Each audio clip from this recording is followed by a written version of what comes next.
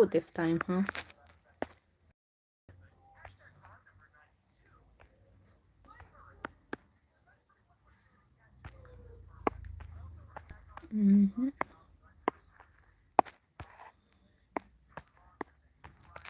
There we go.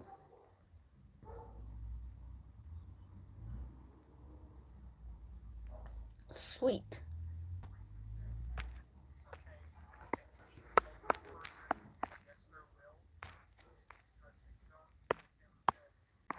There.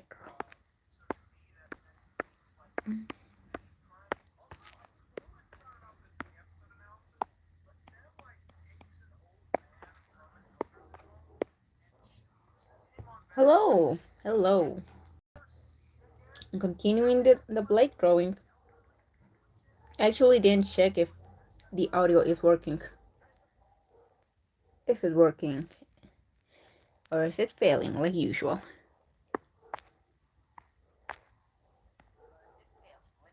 Oh no, it is. It's working. I mean, as fine as it can be on my streams.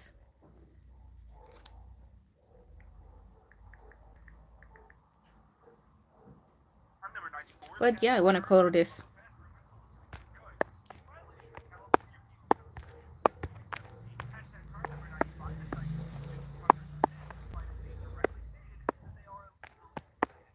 Got any plans for the weekend, Surreal Arc?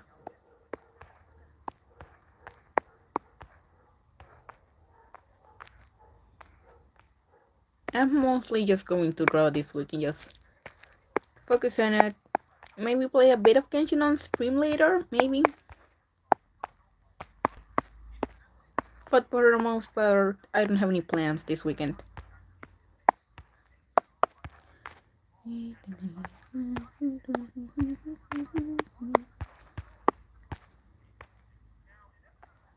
And I know you're not into Ice Kingdom, but I'm super interested on the next episode.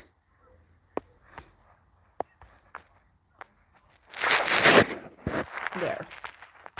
I haven't made an announcement on Twitter or DeviantArt yet that I'm streaming, but in a bit. First I want to color a bit more. Oh, Blake, you're so unfortunate when it comes to the designs, to the new outfits.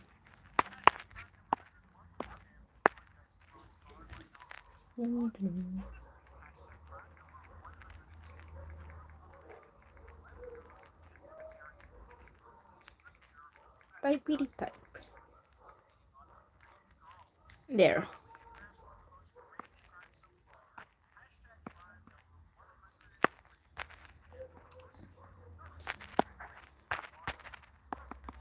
I mean, plans could just be watching binging a season of a TV series.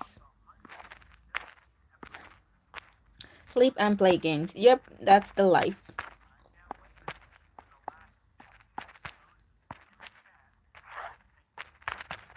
Any games in particular? In about a week, I plan to go with my sibling to the game store near our house to pre-order Splatoon 3. I'm not gonna be playing it. I'm just gonna be paying for it. And try to write some fanfic. Yeah, a good weekend.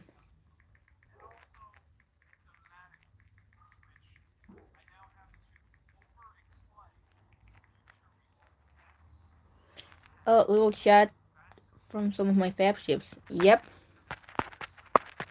That's the life. There. Kinda.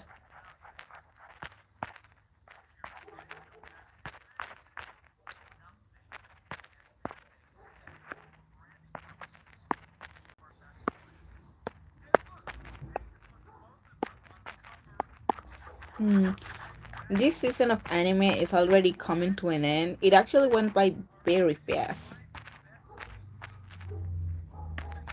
Then again, I haven't watched anime in a while now, and I haven't even finished or really continued the other series I was watching. That dark color does look really nice on Blake.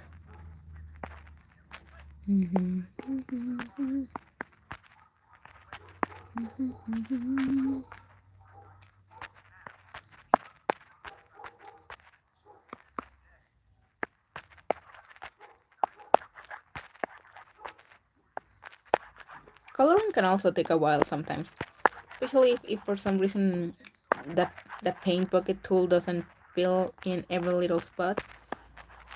I have to go back and make a bunch of revisions.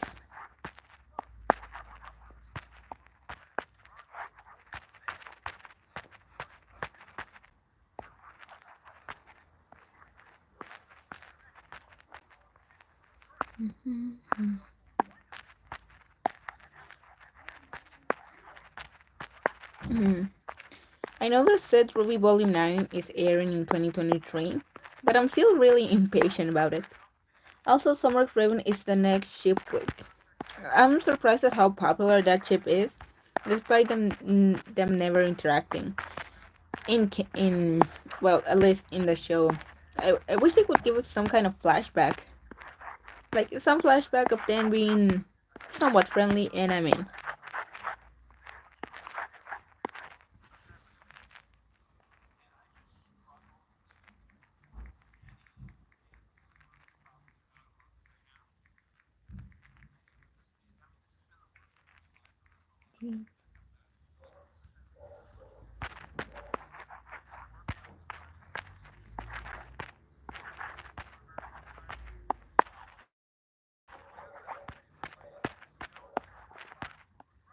although I wouldn't call it a crack ship, it is pretty popular, and it was, and they were friends at some point.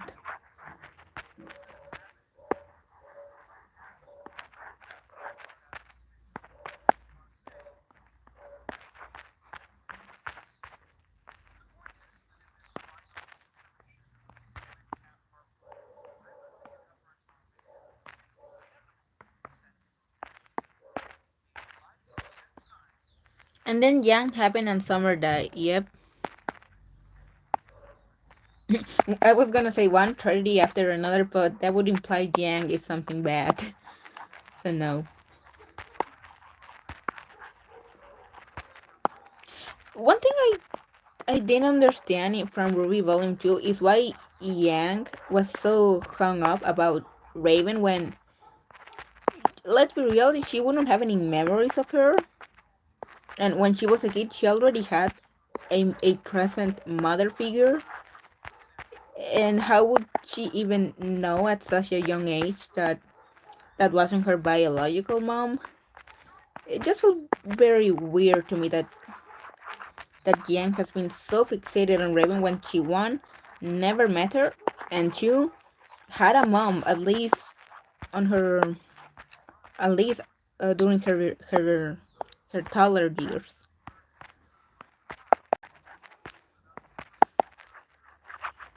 I always found that very odd.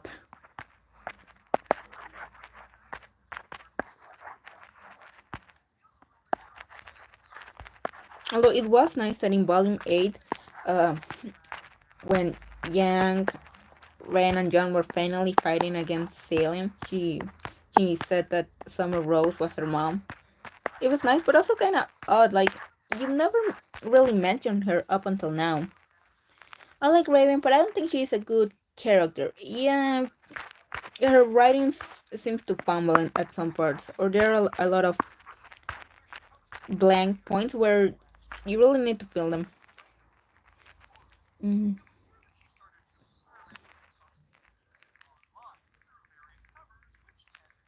Hmm.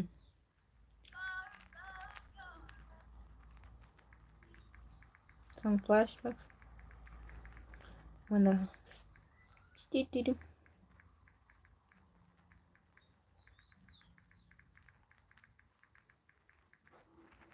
in there. Raven does have a super cool design though. Super cool. I'm actually not a fan of her mask, but her outfit looks great. And her soupy poofy hairstyle, super nice.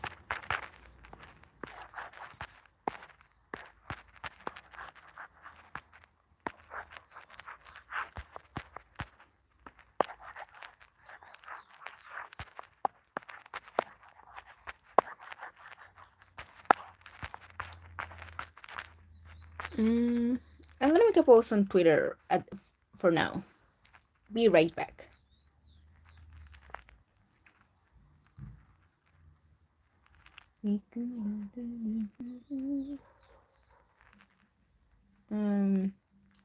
Copy the link and share it. Make sure the stream doesn't look like it's frozen. Streaming somewhere, but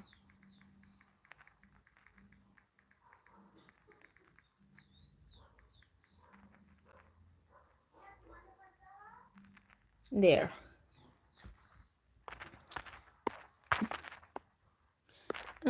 Shading hair can be so time consuming sometimes. Well, always.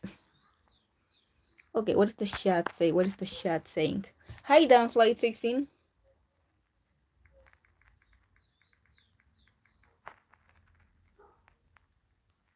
There. For me, I also have been a fan of katanas or samurai visuals. Yep. And Raven's works so similarly to Wise's rap here.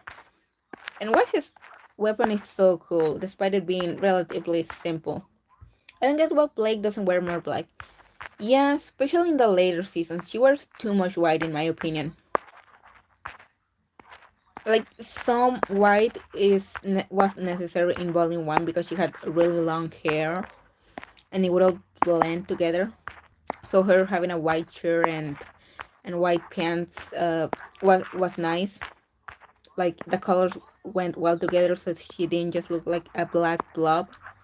But now that she has short hair in Atlas, it's like, what do you need to give her a white coat? And Adam and Raven are the most cool. They have super cool designs, visual stuff. I'm kind of curious on how the Raven portal will look now that the Rwby animation has come so far. I mean, last time we saw it was in Volume 5. Come on, Volume 8 looked super nice. It had in some parts it had so many shaders, so many particles, so many effects. It looked great.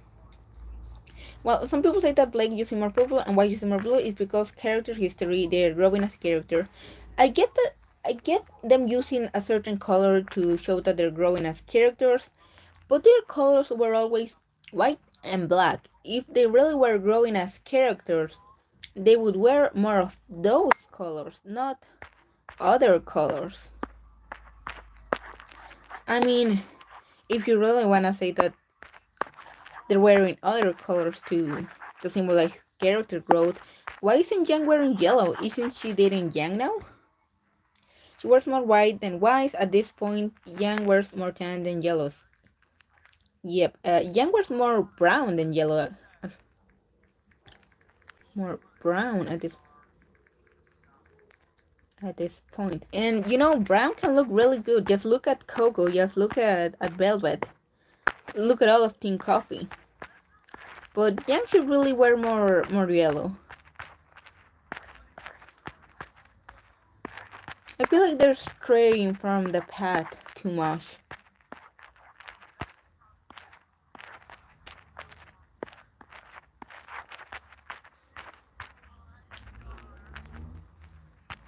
I'm gonna have to change these colors a bit after this, but so far it's looking okay.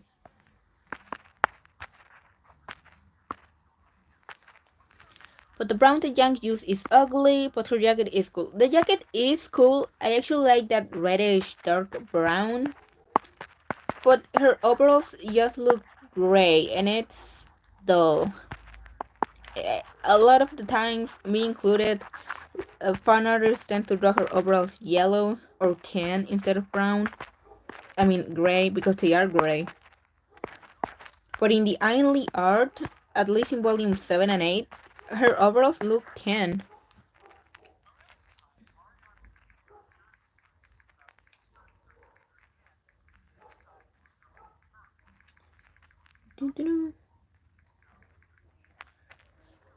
There.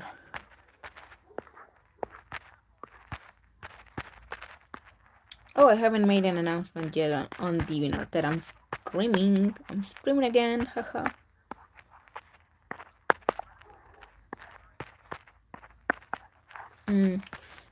Now, I've made Ruby redesigns before for Volume 7, but it would be cool to stream it or to make an actual video about it.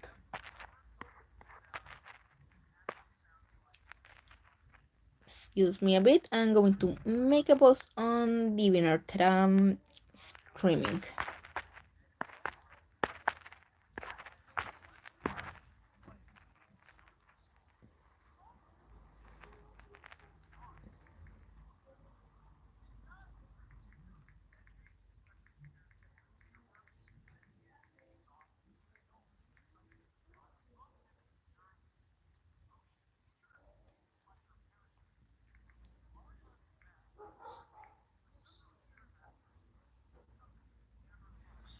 There.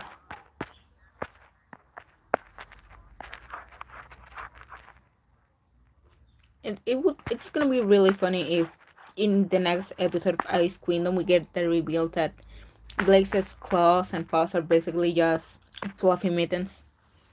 I think that Team Universe have the best suits in volume 7 to 8. I think only John has an okay outfit.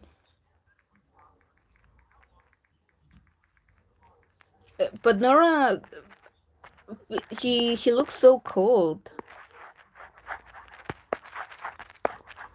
She has no leggings. Her armor, she has a bit of armor, but it's mostly just aesthetic. And Ren looked much better with his long hair. I mean, with his hair loose. Well, it's Atlas.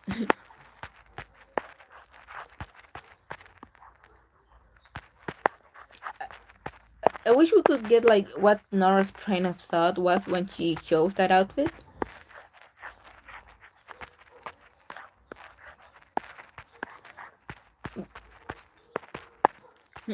Atlas.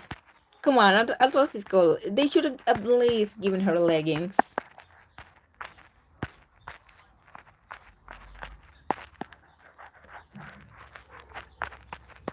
Her Ice Kingdom outfit is more appropriate. Well, Team Universe Ice Kingdom outfits look more appropriate for the weather. Except John's, because Volume 7 John is actually a really good upgrade.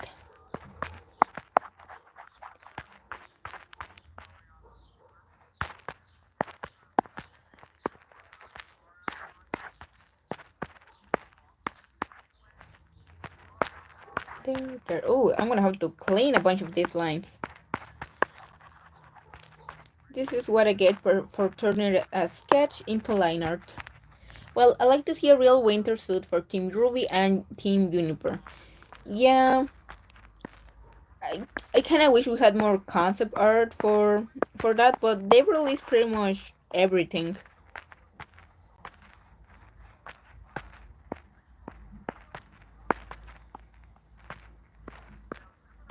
I mean, I know one of the concept artists for Volume 7 released a bunch of the uh, preview sketches for Penny and for Neon Cat and Flint.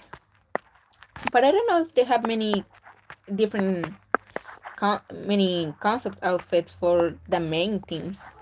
I think they only released the final versions so people could know how to draw them. They know the fans want to draw them, so they released the character sheets. I mean, that's not something that cartoons uh like cartoons from big studios do. They release those afterwards in a concept art book.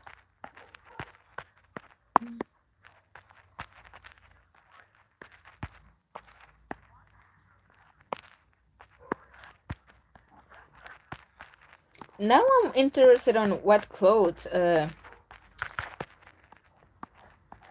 people in Baku are wearing. I mean, come on, you gotta give Ren a new outfit, Nora as well. And they didn't give Oscar a new outfit for Atlas, so I'm hoping he gets one this time. Maybe he can wear green pants. Although he would stick out too much in the sand.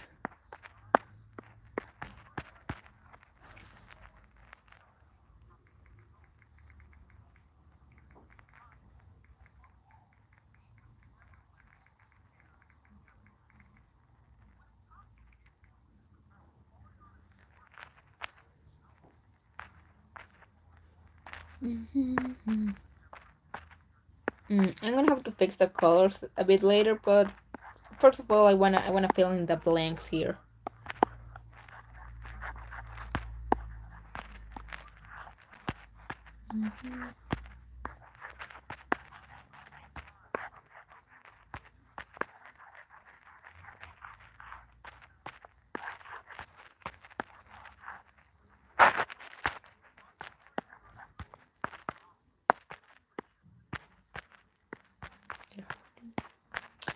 Oh, by the way, the Undertale and Deltarune anniversaries are coming up. Do you guys think Toby Fox is gonna release any news, any updates on it?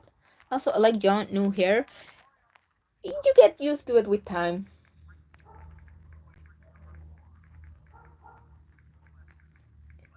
I think it's just the way they model it. I mean, we're obviously not gonna get a release date yet. Nah, come on. And we're not gonna get another demo. But if we get a screenshot of a new area, I'm gonna be I'm, I'm gonna be super happy, super content with just that.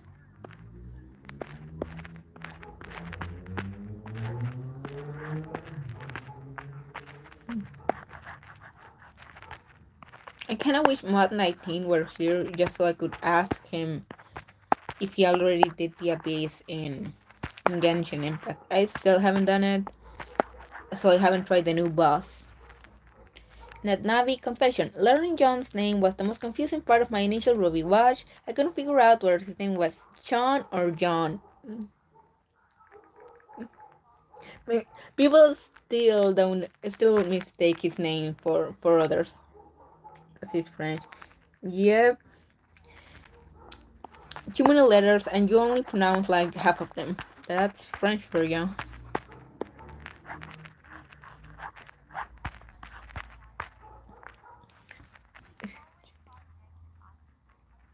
Too true, guys. Too real.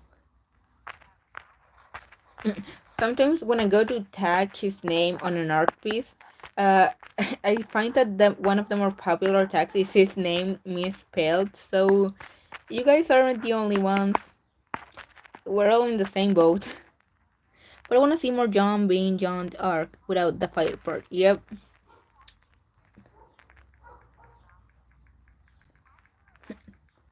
Don't kill the boy. At this point, don't kill more of Team Juniper. But who knows what the future awaits. Alright, I had a coffee. Ooh, gotta drink it. Hmm. It's already cold by now. Damn it. Oh well, it's still water. I think they are not gonna do that. Hopefully not. As much as some people in the fandom want it, I would prefer if you just write off the characters you don't want to see anymore. Because Team Juniper is fan favorite. Yep. Even if Pyrrha isn't in it, Juniper are the favorites.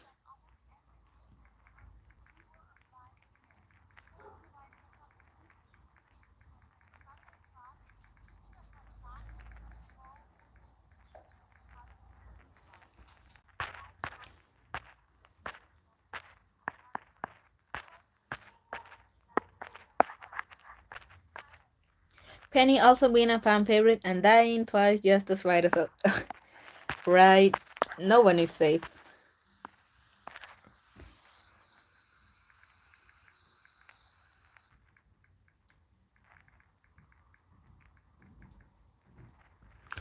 Right. No one is safe. Mm. I wonder, do they have like a chart in the writers room with like a bunch of characters on pins and they just say characters we could possibly kill next? And it would be really funny to have like characters that have appeared in the last few volumes, like Winter or John, but then out of nowhere they have like a background character from volume 4. I think that'd be funny. Penny is hard to explain because one moment she's more of a background character to other mains. Yeah, and the thing is, even if she was more of a background character back in volume 3, heard that still was meaningful, and that was cool. And they're all rested.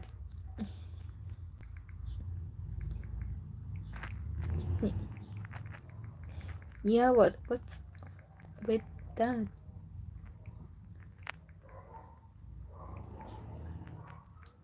What does Rooster have against the redheads? Because if we're really going by that, then Nora should watch out. Nora and Scarlet should watch out and maybe not be in the next few volumes. Penny should have died. Should have used another hair color extension for when she came back in volume 7. But no, she had to choose. She had to choose orange, so she died again. Even Ruby needs to watch out. She have her head. Yep. Maybe she's just gonna lose a limb. No wonder. No wonder Summer also died. She got a bit of red hair. Can't have red hair in Remnant. Nuh-uh. Ruby's natural hair color is black. She just wears red highlights. That is her blonde. I think it would be cool if uh what was if Ozma, as original husband had reddish hair. That way it would kind of make sense why all the redheads are dying because Salem wants to kill them because they remind her of Ozma. No.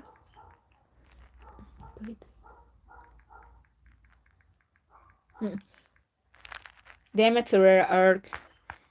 Why you always gotta be right? You are right.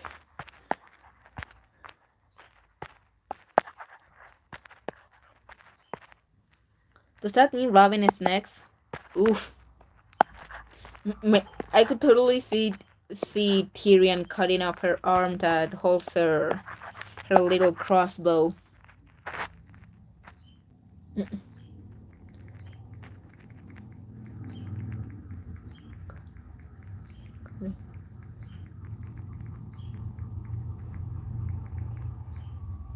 There. Robin, John, Ty. I mean, I think Ty is staying indoors so that doesn't happen to him. He's like SpongeBob on that episode. He swears he's not gonna go outside anymore. Take it away, Penny. Except Penny's dead, so she can't. If anything bad happens to Ty, we riot. Yep. We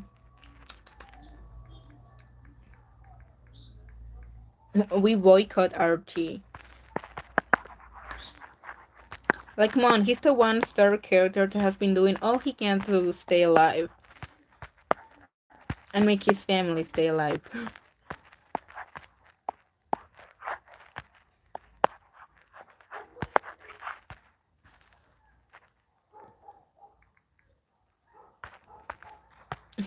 I'm sad that Watts died. He was such a fun villain. Did any of you guys like Watts?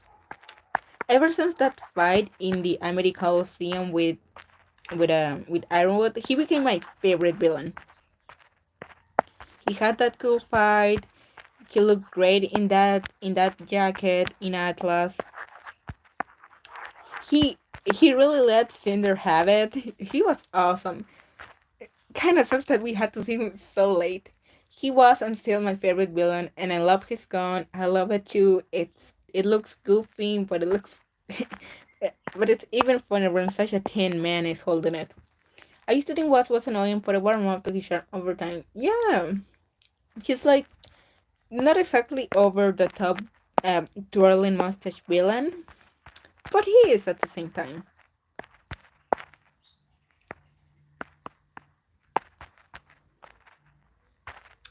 Watts was the best, man. And I don't know if you guys heard the theory that Watts and Jax were related. But the more I think about it, the cooler I think it would be if they actually were brothers.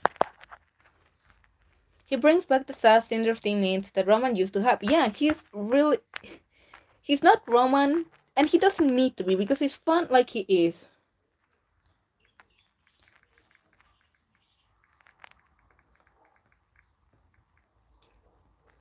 Mm.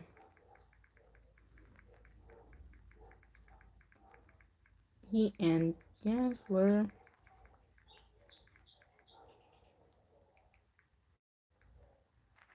Mm. Ever since I heard that theory that since Jax used had originally black hair, uh, I'm all in for him and Jax being brothers.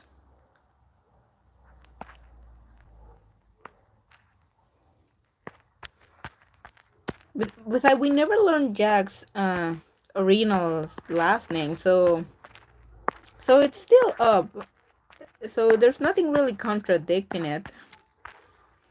We see that Jax used to have a black hair on his portrait behind his dick. Yeah, so it is possible.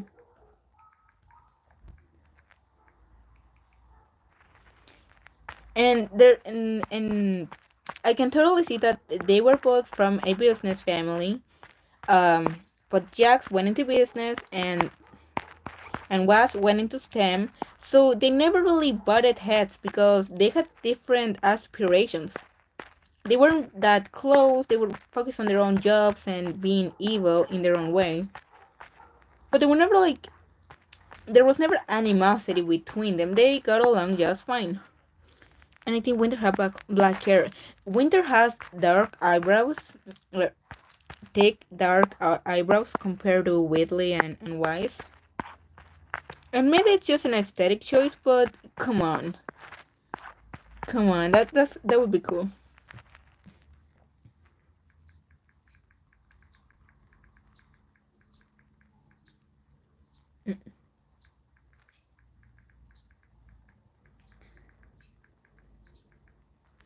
The eyebrows give it away. Although if we go by that, then Adam also had dyed hair. Because I think his eyebrows are brown? Not completely sure. I will have to check again. But it is funny. Seeing like a character with a certain hair color, but the eyebrows are completely different one, and it's like, that's kind of sus, isn't it? It's sus.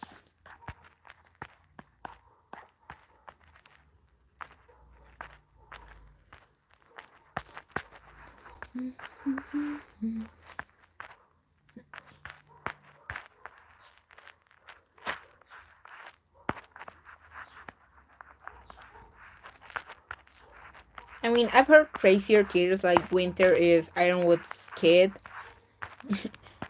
and that Willow had an affair with him, but that's going a bit too far. I think just her having black hair because her dad had it is plausible enough. I think my main gripe with that theory is this. Why wouldn't you want to continue looking more like her idol Ironwood while in the military, and instead take after Jax by dying at Wise? Also, a headcanon I see is Wise is Crow's daughter because he lived with Willow and Bertrand. The thing is, Crow. Wait, no, Crow could be that old. I just can't see him in Atlas.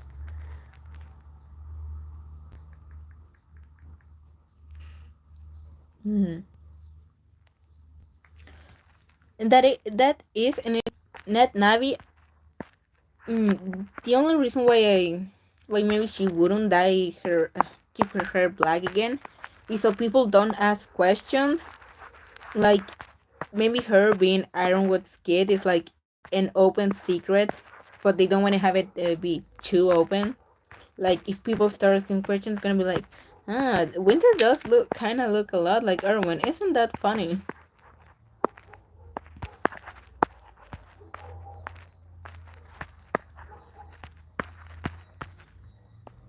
Or maybe she also wants to look like Wise. Who knows?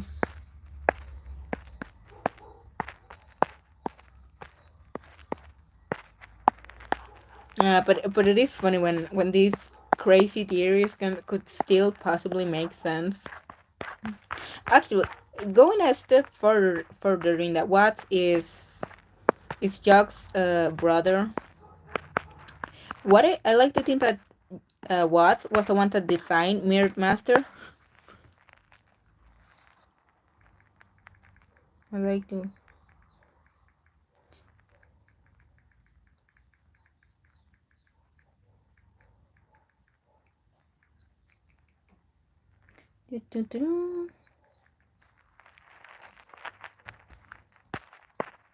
Because we know what had that eccentric revolver, let's call it that. So him making a rap here that had like dust isn't too far off.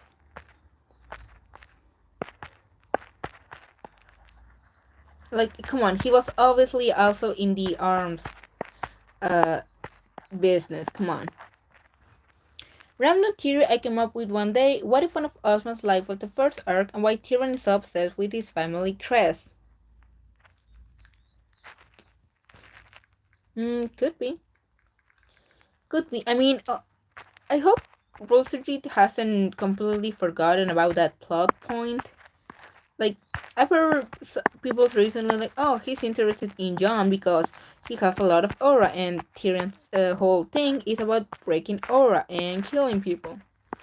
But it would also be cool if um, Salem keeps memorabilia of all the past Ozma incarnations she has killed, and she has like the crest that happened to belong to one of Jon's ancestor, and Tyrion's side. So she's like, I get to kill one of Ozma's descendants. That's cool.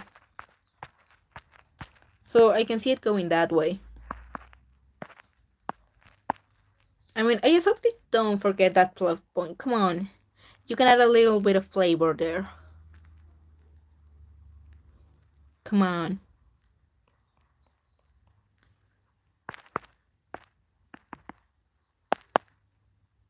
There. Yeah, I'm gonna make Yang's hair darker. Oh, too dark.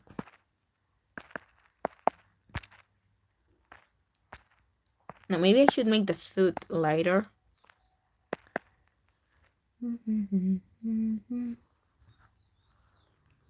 I wonder how many descendants are walking around Remnant. How many indeed? Because wasn't there like a war 100 or so years ago? Maybe not that many, but there has to be a few. Yes, one thing Ruby needs more of is little character details that don't matter too much to the overall story. Like, I want to know what's up with Nora's parents, what Ty's semblance is and stuff. Oh, my phone. Kinda surprised we're at volume 9 and we didn't get any of Nora's personal backstory in Atlas. Sounds like 16, you make a good point.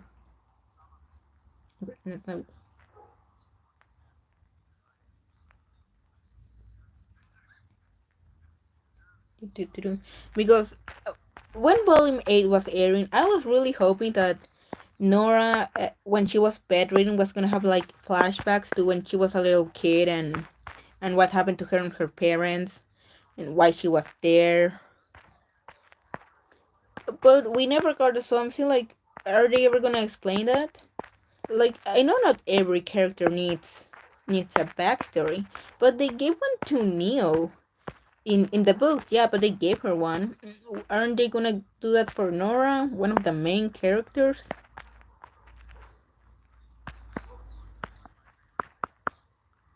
Then again, it also took Cinder 8 volumes to get a backstory that didn't even explain how she met Salem. So maybe we'll get that in Vacuum. You never know. You never know with Ruby. The closest thing we got for Nora was her mentioning her parents ran from the Grim and left her behind. I actually don't remember that part, and maybe she's misremembering it. Maybe her parents did try to go back for her, but they couldn't find her. So yeah, hopefully they touch up on that sometime again in the future. Like, come on, if they were gonna keep Juniper around, give us some Nora, some actual Nora backstory.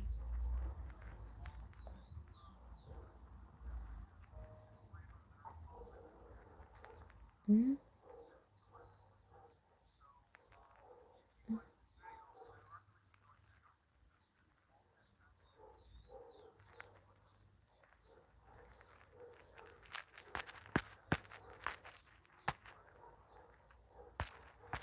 Yeah, the red looks a bit too bright.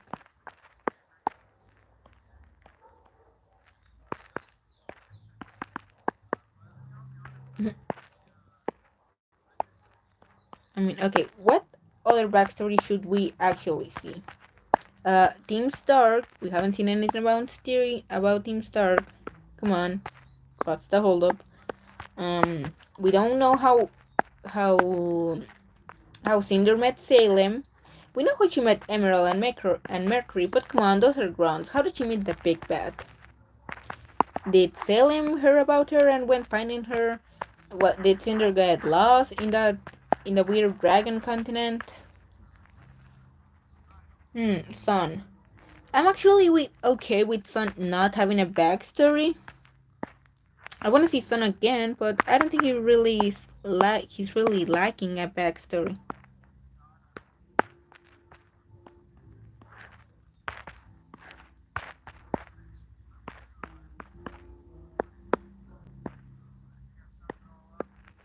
We got a whole season finale dedicated to Ryan's backstory. We know about John from the get-go, thanks to everything he's dropped over time, and Pierre was explaining besides, so give us Nora. Yeah.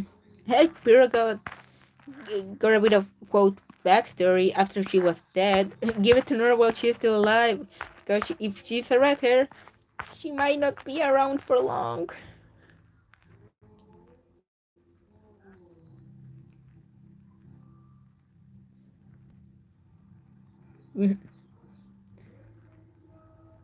Before they before being a red. Yeah. For John backstory, I want to see the start from his family.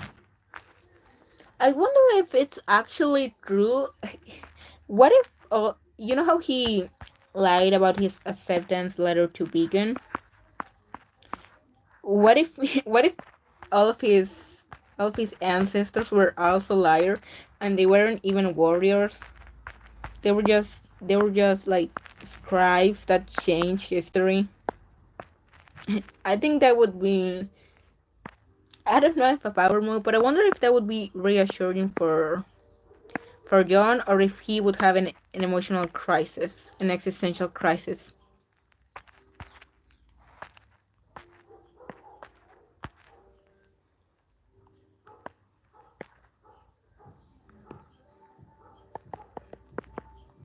Who has music so loud? Alright, it's Friday. No, they're gonna be like that the whole weekend. This sucks. I mean, John knows his father as far as we're aware and confirmed he was a warrior too. But did he ever see him in training? Because it's kind of weird to have like a dad that's a warrior and he never wants to share that knowledge with you. Like, didn't he ever train him? It's kind of like maybe Johnstad just said, "Yes, I'm a warrior," but then he like went to went to work and he was like an accountant. It would be funny if like they all lied. I'm more interested on seeing his sisters, but only if they can actually be like plot relevant. They don't necessarily need to have semblances, but I want them to. If they were to show up, I would want them to do something.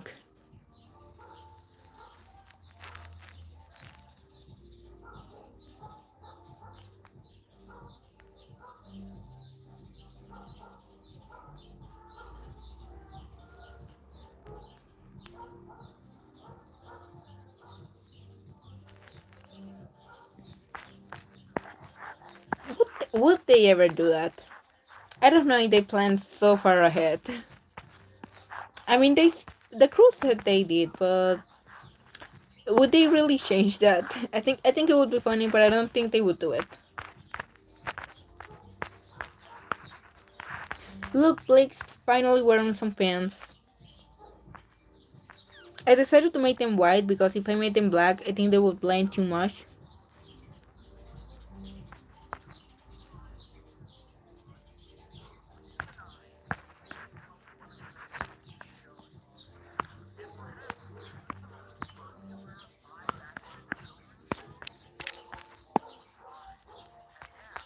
I'm excuse me a bit. I'm gonna close the window. 'Cause.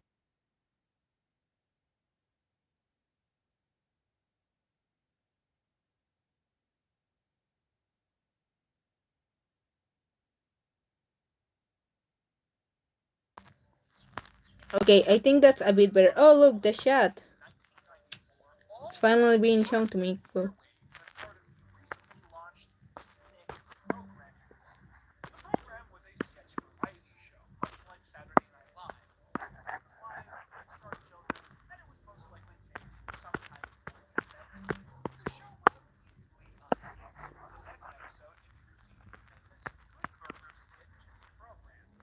I think that I like to think that is the John family is line is what?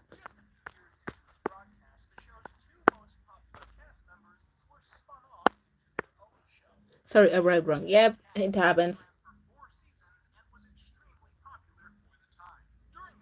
Yep, I just did it, and I didn't do it, and I didn't do it on purpose.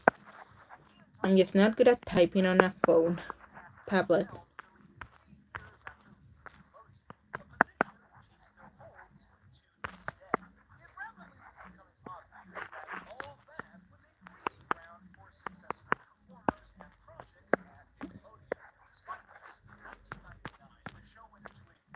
Mm. The other day, I started watching this cartoon called Cleopatra in Space. I like it. It's pretty cute. The thing is, it's apparently a DreamWorks cartoon, but I don't know why they didn't air it on Netflix like every other Dream. For some reason, Cleopatra and Space went to Peacock. Like, I think that's ABC's streaming service. So not a lot of people watch it, and it kind of sucks because it's really charming. It's like the Yoster family from JoJo. Every arc has its own story, but I think that marks them is the shield and sword and the emblem. Oh,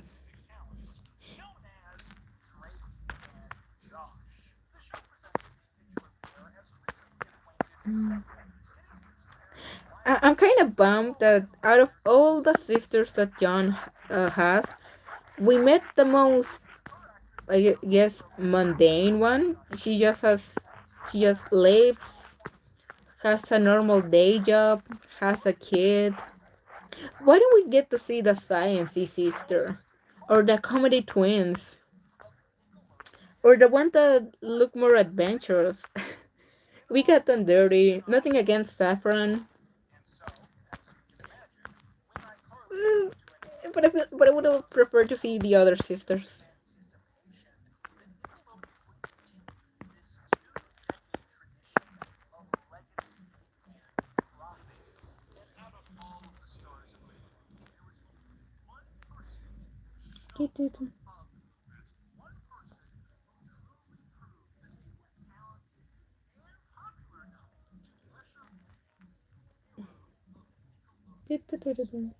There. I say that because Jonas gave Yorno vibes. I'm sorry, I don't know who that is. I only got to episode 15 of JoJo, and I didn't like it, so I don't remember much of it. Who's messaging me? Who's messaging me? Hmm, have to watch that later. Can't watch that while I'm on stream.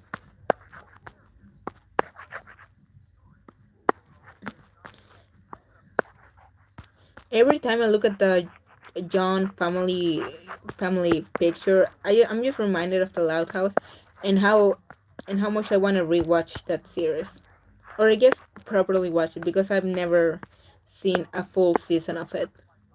But yep,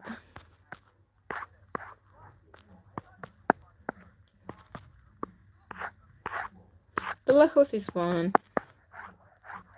It has some really funny jokes.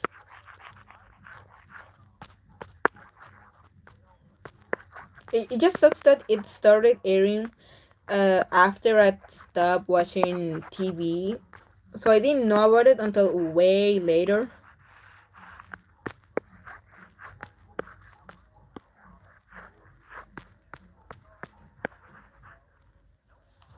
Yep, I want them to be real too.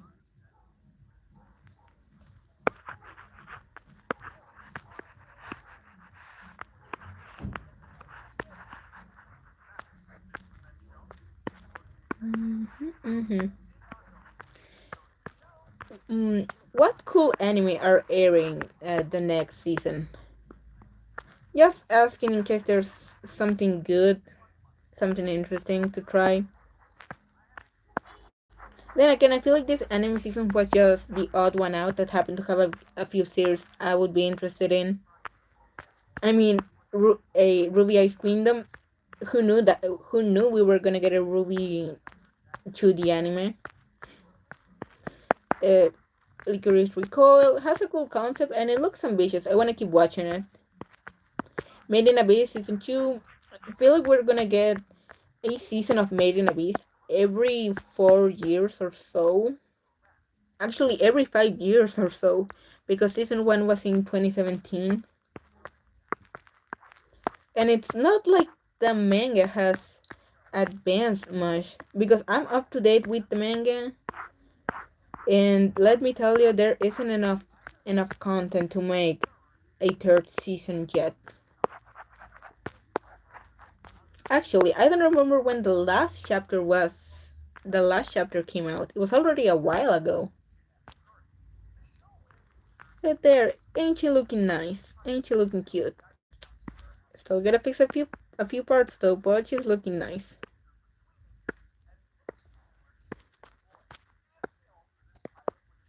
What else could we talk about? Because I feel like we ran out of stuff to talk about on the last stream yesterday.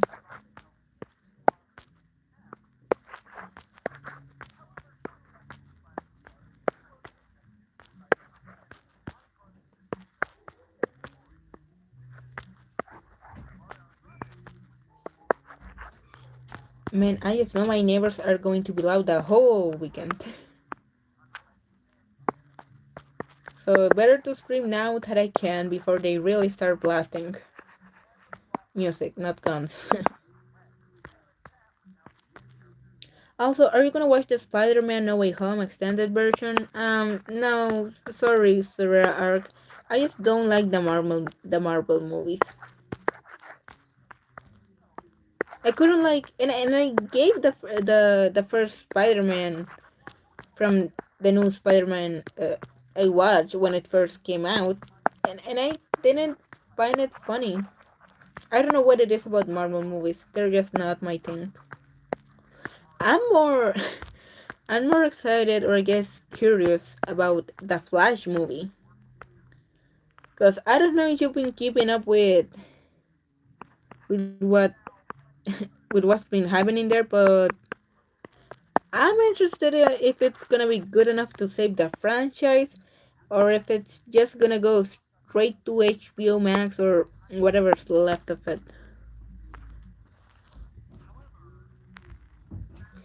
I could never get into new Spider-Man.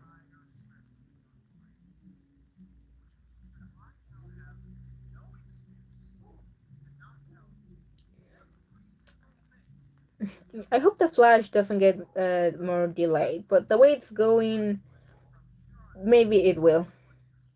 It's gonna be bad. I'm curious about the Flash though.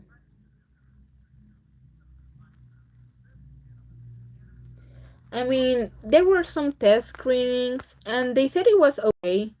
Ezra Miller gave bad price for the movie. I mean, the way he was portrayed in Justice League, the original one, not the Snyder cut, it was like, eh. I didn't like him either. But maybe he's gonna be better in the solo movie.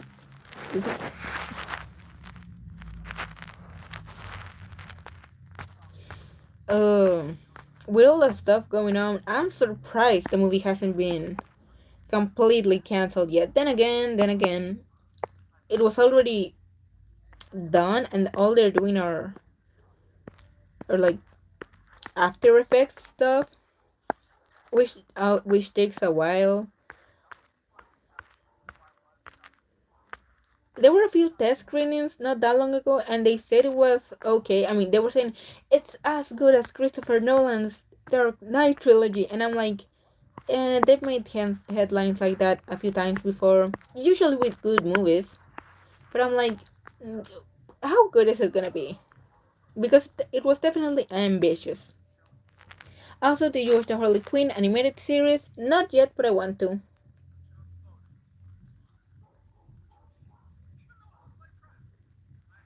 I constantly see clips of it. YouTube always recommends me clips, but I've heard it's good. And I've never been a comics fan, but I like the DC movies. Okay, even the bad ones. I watched the newest, the Suicide Squad. It was good. I liked it. Mm. I watched the Harley Quinn movie, and the Birds of Prey. It was good. I liked it a lot. It was very funny. So yeah, I'm totally in for the Harley Quinn series. No spoilers, please. I don't wanna go in it blind. And look, Blake's looking pretty good. I'm gonna start shading it. Alright, first I gotta add the little pattern that Adam's suit has. Let's see. No spoilers, please. Hmm. Have you seen Batman and Robin movie? No. Is it good? Is it so bad it's good? Also, I just like the DC stuff because I want to see my fab character of DC Red Hood. I don't know much of DC characters. I'm only for them expanding their universe though. From what I've heard, their animated movies are good. The live action stuff, not so much, but I still like it. I watched Wonder Woman when in theaters, and I really loved it. But after I read the Wonder Woman 2 reviews, I'm not even gonna watch it because I don't want it to ruin the initial experience. Also, hey, The Matrix, good to see you. It's bad, really bad. I don't know if you can call it so bad it's good. Now I'm more curious about it.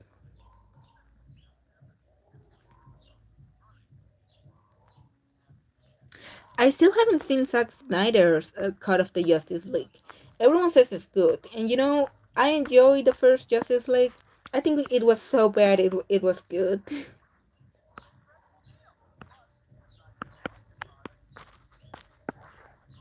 Like generally, I liked the first Justice League, but I'm sure it can be better.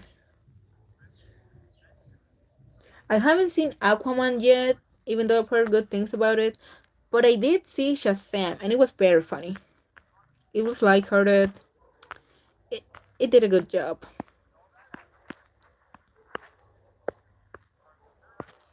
But nothing tops the new Batman movie. Like, come on, it was so good. It was so good. I wasn't expecting a. I didn't think a superhero movie could be so good.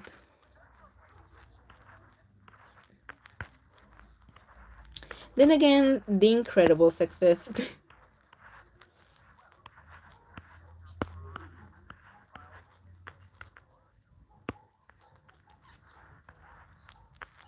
What is this symbol supposed to be? A flower? A dove? Is it a dove? Aquaman was good, nothing special but good. Still looked amazing. Visuals were 10 out of 10. Oh, Shazam was funny, and a superhero movie just has to be entertaining. It doesn't have to be a magnificent 12 out of 10 like the Batman was.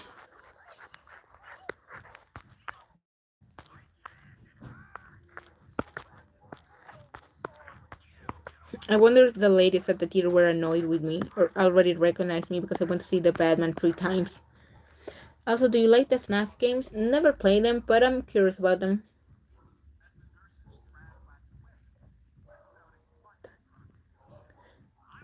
Don't really know much about the lore. My sibling is into them though. She likes watching gameplays, and said that the last one was kind of weird at the end, like they ran out of budget and couldn't have a proper cutscene. That's not lore. That theory is. Shh, quiet before MadPet comes in.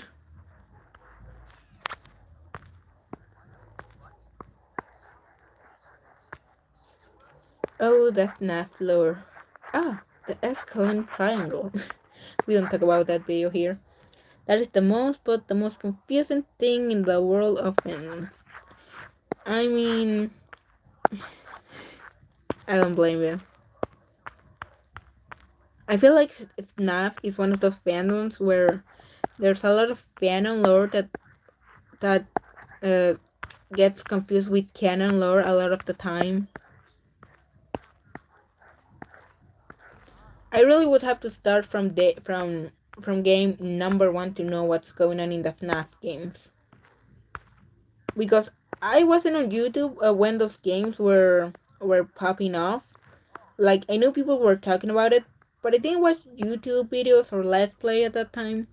Honestly, FNAF was starting to get strange after the fourth game. Mm. I think it's actually really nice that they only got strange after 4 games, because some game series fuck it up in the third one or the second one. Past resume, I'm all in. Oh hell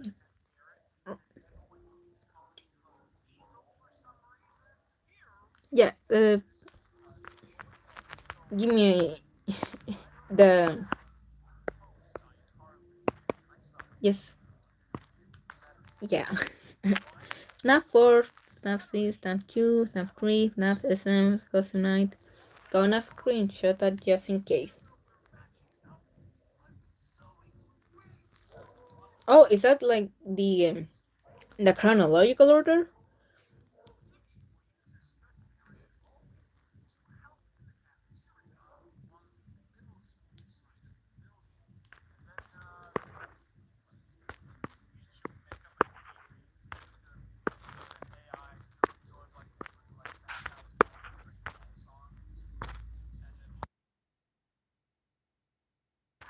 Okay, okay. For real, we have to draw this symbol. From the games, yes. From the events, no. Oh. Hmm. It's always confusing when the games aren't in chronological order. Um, for me, especially because I don't play many games. The only game series that I really like, that I'm a super fan of, is the Hitman series.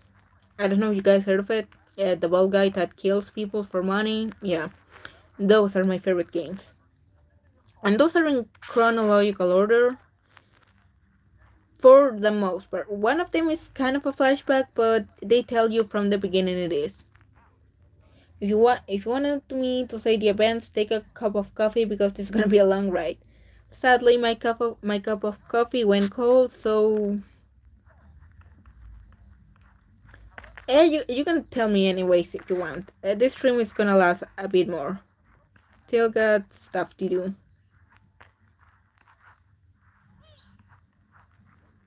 Okay, let's go. Let's go. I don't know where, but let's go.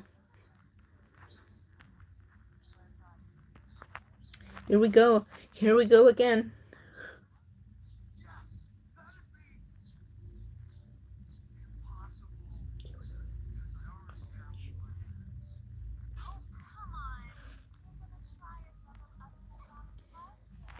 William and Ernie are friends and they wanna build a pizzeria with animatronics, but they don't have money. Okay, so they wanna start a business, but they don't have funds.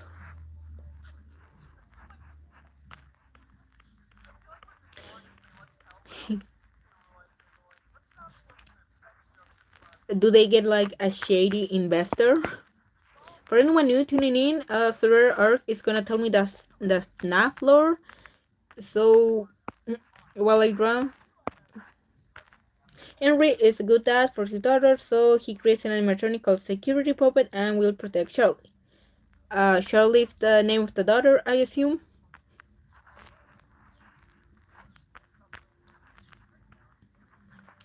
So the guy's like an inventor. Howdy, hello, Blackwood Pinrat. Howdy, Blackwood Pine Tree. Just streaming some Ruby art. It's turning out pretty good.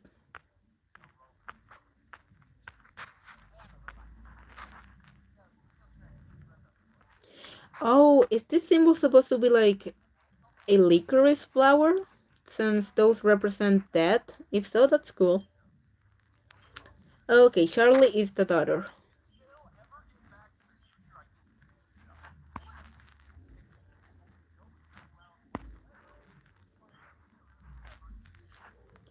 Screaming, screaming. Pine tree. Making Ruby art and taking off Naflower. I like it. You know, I like it too.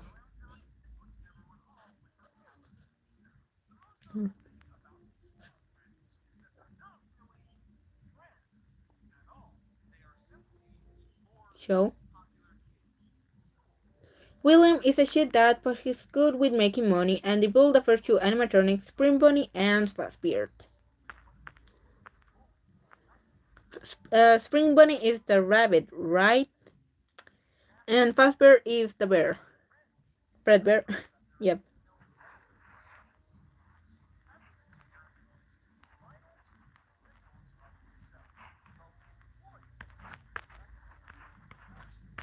I think that's good enough for now.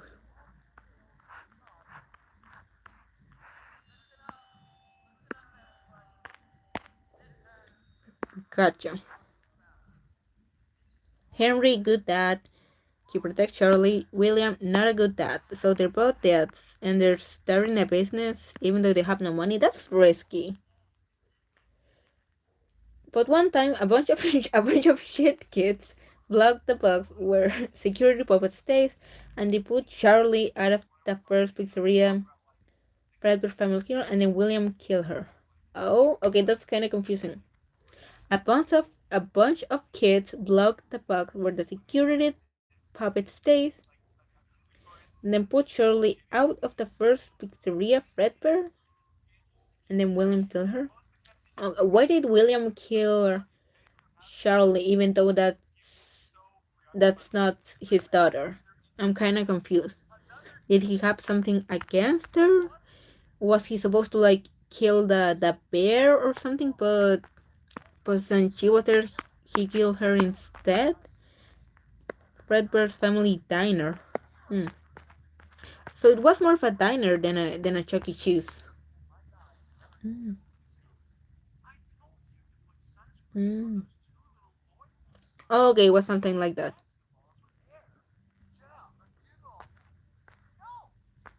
Ouch.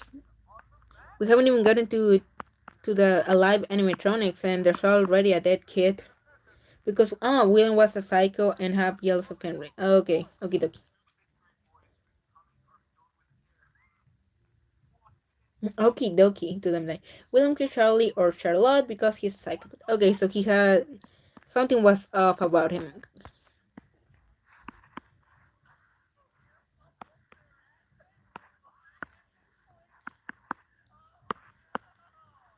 Okay, I'm gonna start actually adding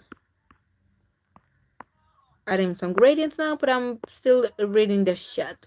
So he puts Charlie in the alley with trash and was raining. Damn, that's really grim. Those poor trash collectors.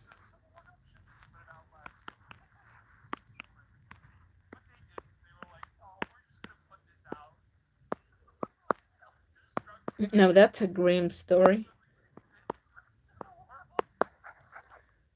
But security puppet escaped the box and went to the body of Charlie, and then so Charlie could go in the puppet body. The security puppet was able to break free and made its way outside as it was programmed to protect Charlie. Oh, it was that advanced. It was a super advanced aim.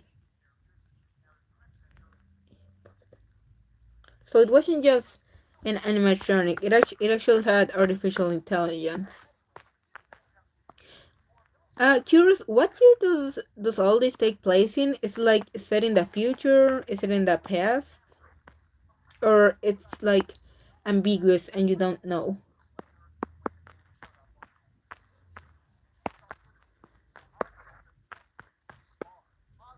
1983, 80s to 90, gotcha.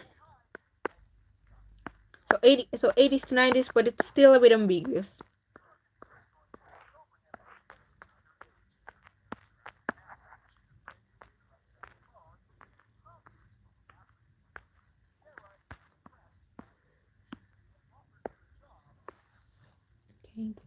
That 1983 is the earliest year we know of. Okay, year zero in a way.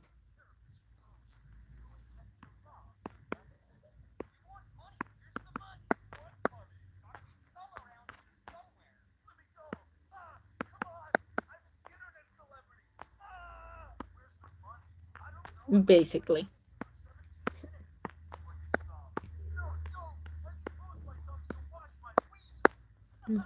But random can only be but random can only be created by killing people, so people having high damage.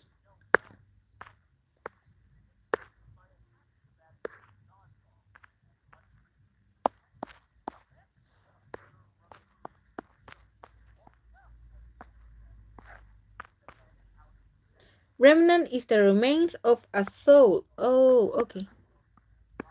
And they can only be created by killing people, or people having a lot of damage. So William Henry created a new location. I'm surprised they still work together after that, after one of them killed the other's kid. Then again, I'm assuming that Henry doesn't know what happened to Charlotte. Freddy Fazbear speaks that. Oh, we getting somewhere. But William used an old spring bunny suit and killed 5 more kids. Good old child murder. Damn. And Harry didn't know until later. Oh, no wonder. That makes sense. That makes sense. Henry would not work with the guy that killed his daughter. You killed my daughter. Let's start a business together.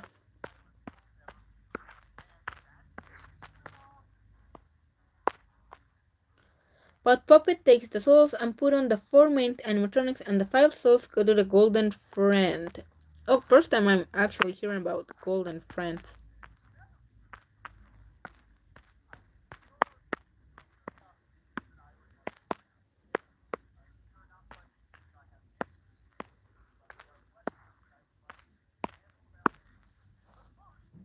Friends. The name is Golden Freddy. Oh, okie dokie. But he is cool. The puppets take the souls and put on the 4 main animatronics, and the 5th soul go to Golden Freddy.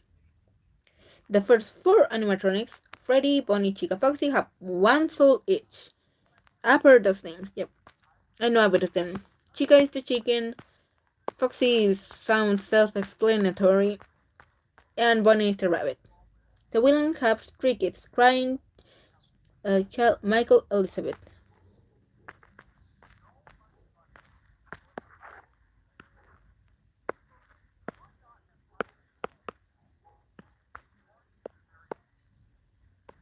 William had 3 kids. Henry, I assume he only had Charlotte, and he don't give a shit about them.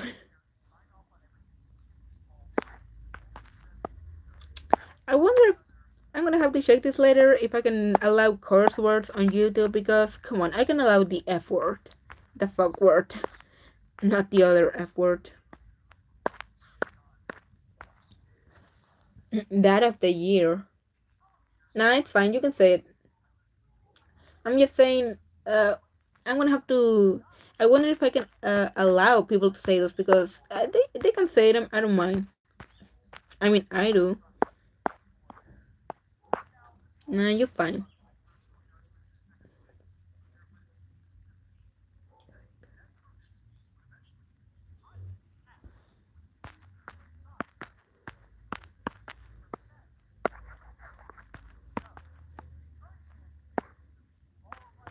Alright, I have to color that part purple as well.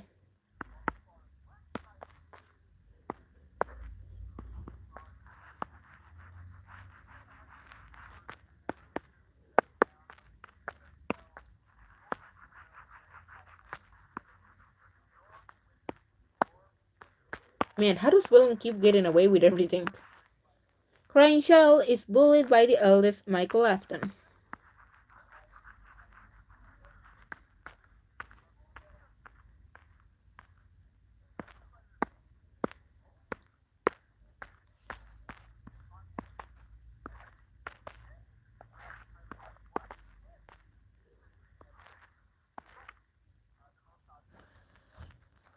So Michael is a shit brother and nice censoring sort of arc. I give it to you.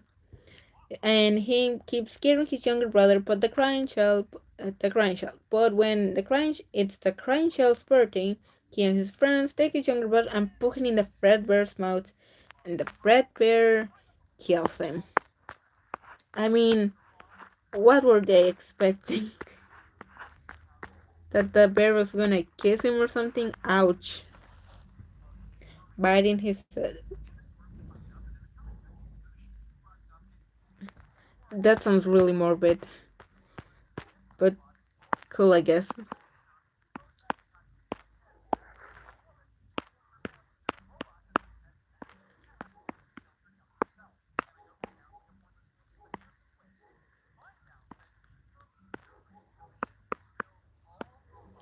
Yes, they say Fredbear wanna give you a big kiss. Oh, so they did.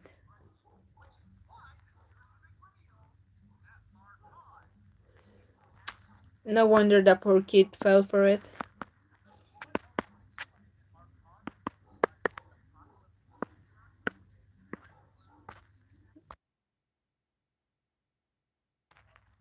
Okay.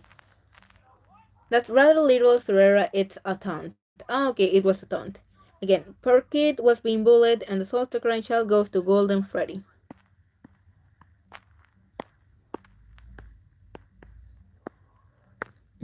How lucky that I have both, that I have two NAF lore masters on the chat. So yeah.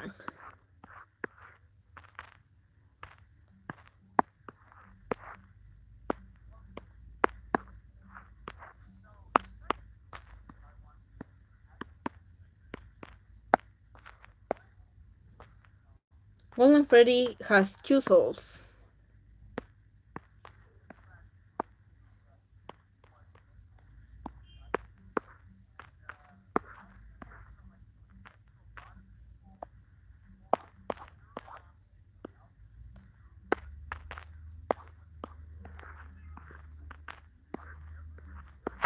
After spending a week in purgatory firing nightmarish monsters that resemble the main four animatronics. Oh, my neighbor's cat is acting up.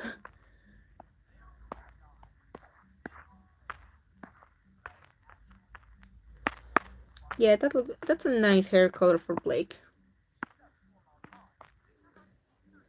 Is that William do it for Michael? Hold on, let me reread that.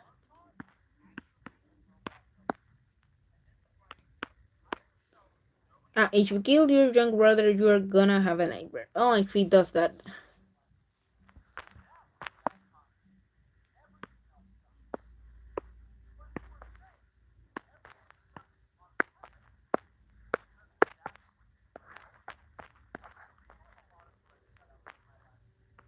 That's what Cece saw either, or just after his death.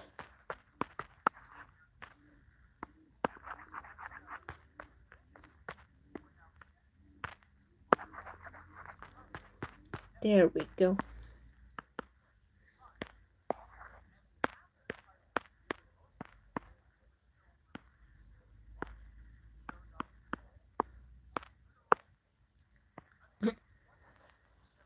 And then the new pizzeria closes. Maybe this, maybe William and Henry should get by now that this isn't their calling. Maybe they shouldn't be in the kids' food and entertainment business. But William, seeing that, he makes new robots.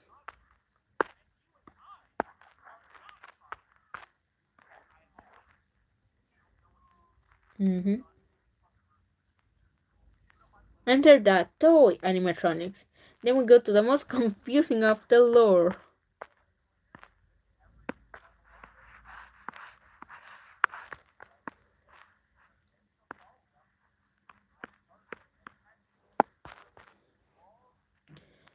That is sister location. Alright, my mistake. Alright, the sister location.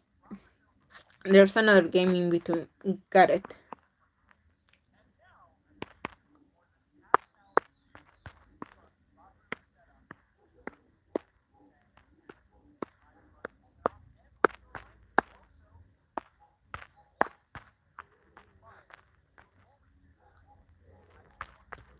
Yeah, it's cool. I'm still following.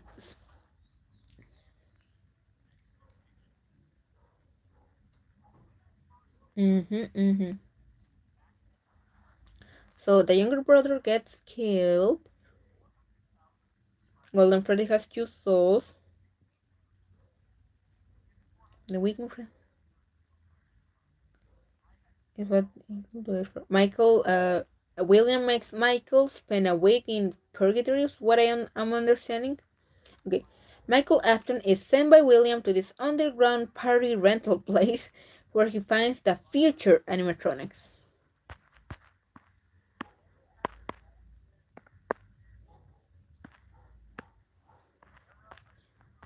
No, that is way too in the future.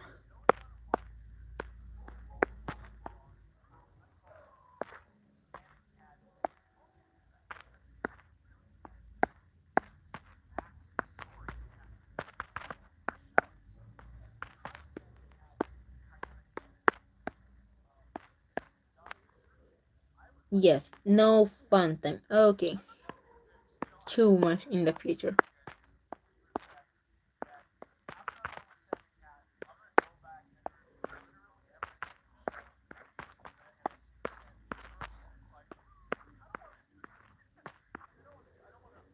Right? Oh,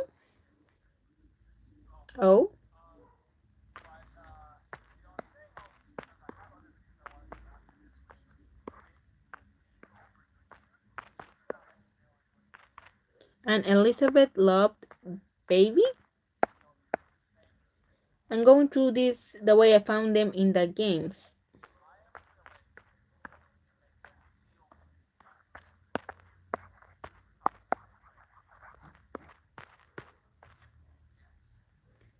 But William always said, "Don't you dare get next to the baby." Your chronological line isn't the best. That's alright. I mean, from what I've heard, the FNAF games maybe don't have their lore completely clear themselves. And then she dies. Oh, Elizabeth loved the baby. And one time she get and then she die, but her souls go to baby body. Mm.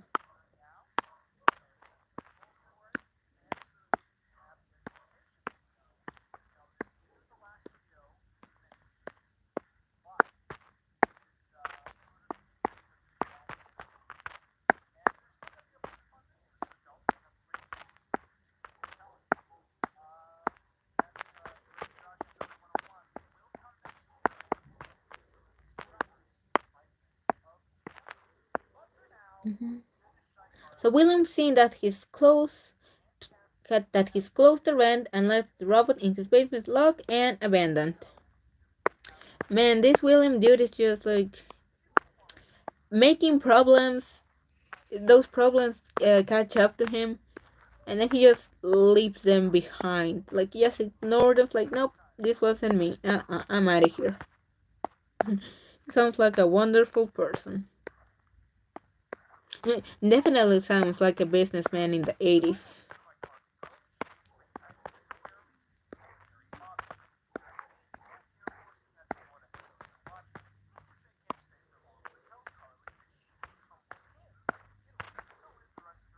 Snap could be summarized as just, damn it, William. Also, what happened to Henry all this time? Because I haven't seen him mentioned much. Oh, there. And then he goes to Henry and says, hey, let's open a new pizzeria, but with a new technological way to make kids safe. Oh boy.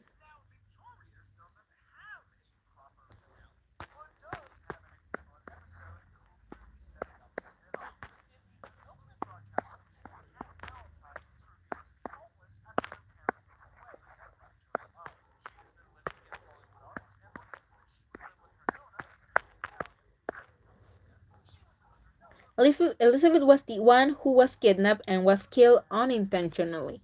And Henry is sad and just said, okay. I mean, I don't blame Henry being sad at this point. Everything has gone wrong.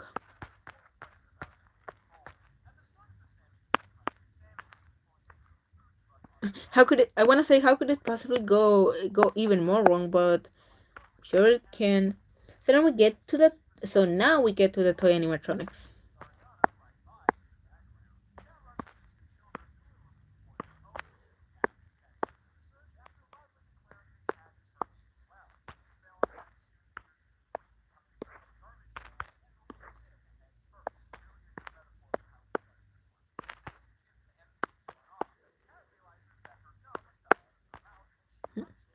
Snaffler, part 1 of 32.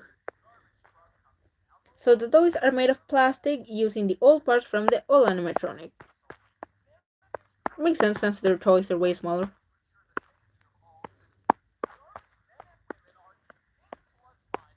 This is where I was, and we are now in the year 1987. Oh, they're not small. I could have sworn they were tiny. They're still animatronic size then. They are animatronic size. Oh, gotcha.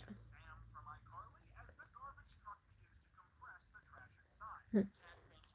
Since they were called toys, I could have sworn they were actually tiny.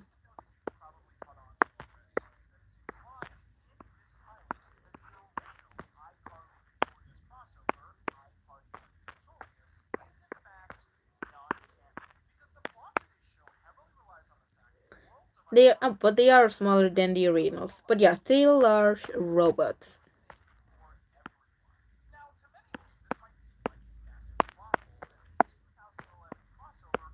Hmm.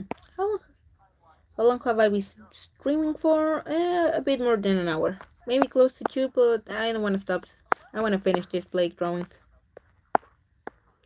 before the new Ice Kingdom episode airs. And the toys animatronics have a security system that if they see a criminal, they're gonna kill or attack the criminal. What if the criminal is a kid? Damn, those animatronics sound more like they could be security for rich people than actually being in a pizzeria. This is done through facial recognition. Damn, all this in the 80s. You know, maybe William, despite being crazy, he sure was a technological genius.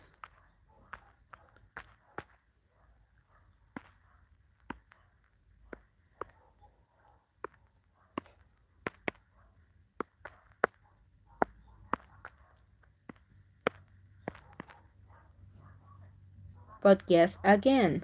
Oh?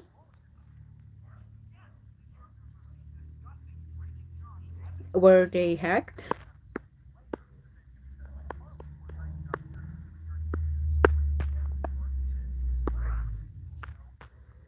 No argument there. He was a genius, but he was a monster.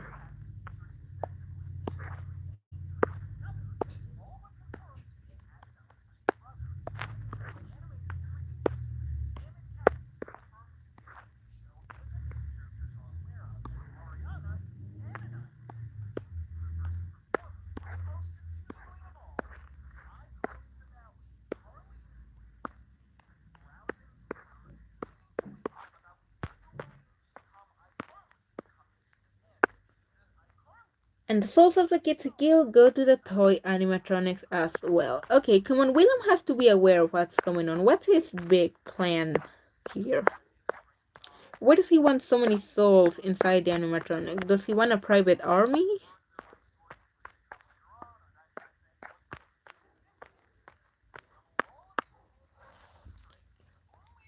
Mm-hmm.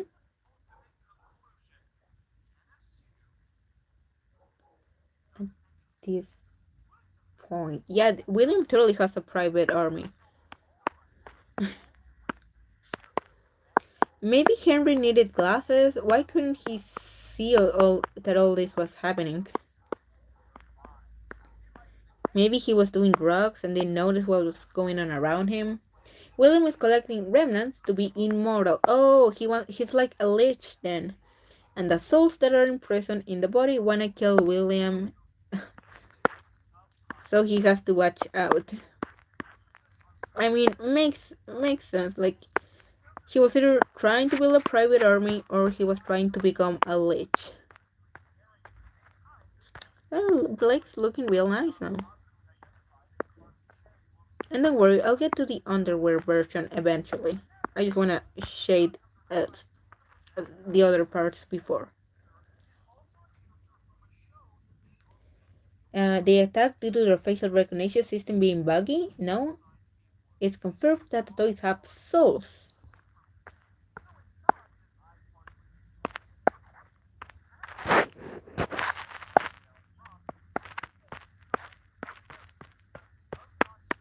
Ooh, that red looks nice. It's confirmed that the toys have souls.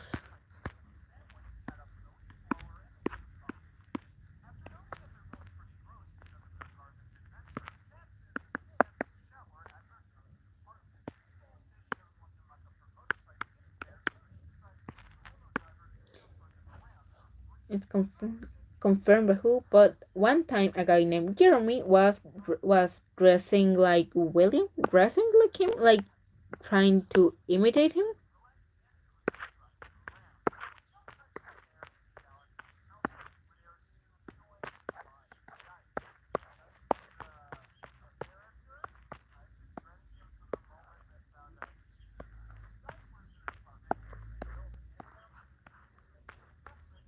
Oh, using the normal security suit. Oh, security suit. Oh, what was he trying to do there?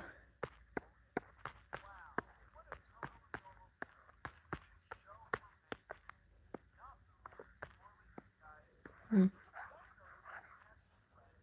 He was trying to work.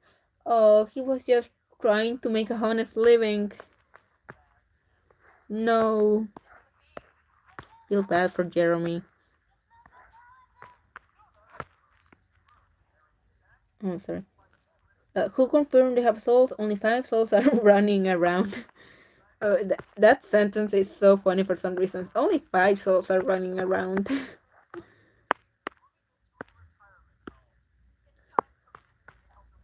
But then Mango came and bites his head off. Oh, not his arm, not his leg, no, his whole head off. The bite of 87.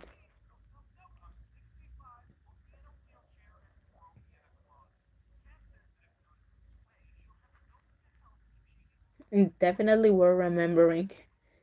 The bite of 87.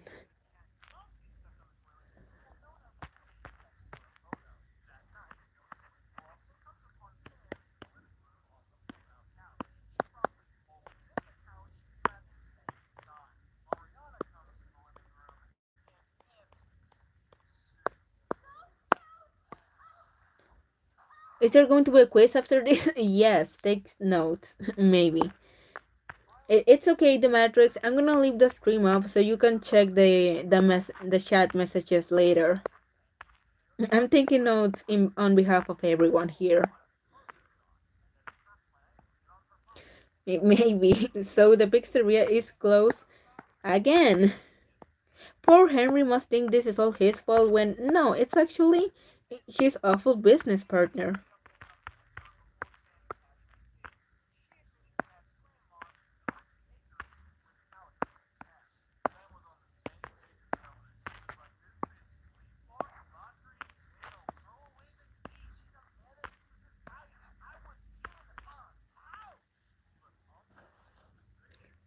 But reopens in the early 90s, 1993.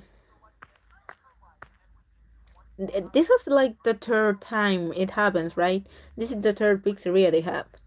And the police starts to make a 2 plus 2 and start to see maybe William is the killer. Enter Mike Schmidt. Mike Schmidt is Michael. Another Michael. Or the same Michael? Um, or the same one. Or maybe that's like the twist of the game. Son of William after. Oh, it is him. It is him then.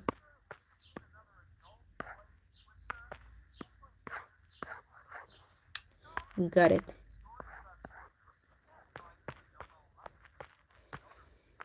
It is Michael Afton.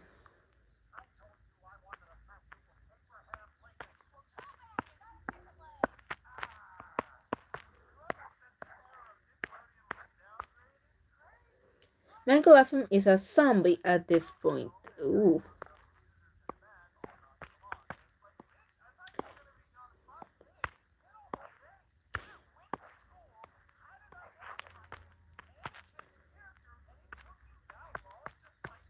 Or do you mean like zombie as a human?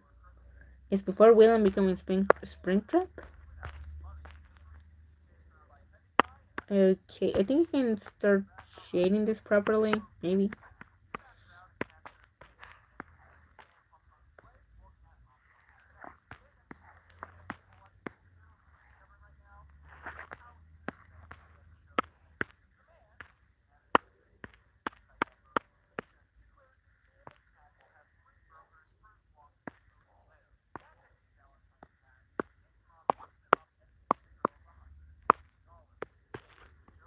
Okay.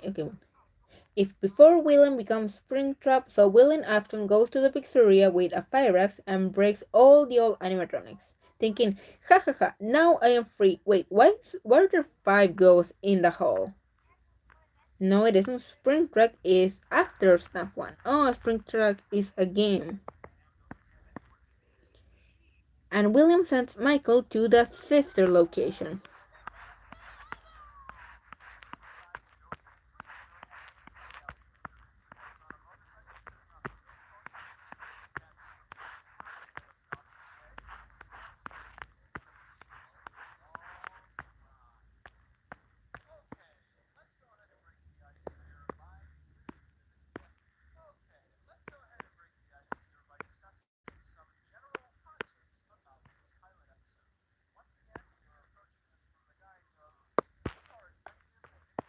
I still gotta make the underwear version, damn it. But it's looking real nice like this already. Okay. Okay. Spring Trek is after FNAF 1, and William sends Michael to the sister location. So then William goes to the Spring Bunny all suit. No, Spring Trek is the animatron human hybrid of William and Spring Bunny after a spring lock failure. Animatron human hybrid. Okay. Thinking he will be safe, but the spring lock failure happened.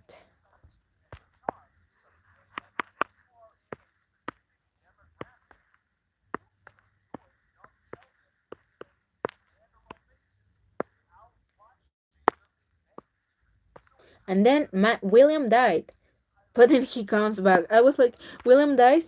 Finally, something good, and then he comes back immediately. Whoop.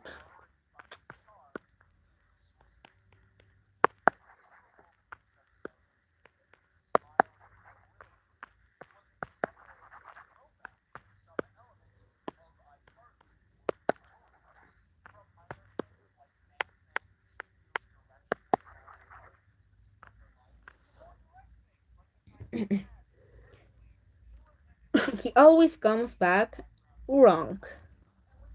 Wrong. Ooh, that's so eerie. Sorry.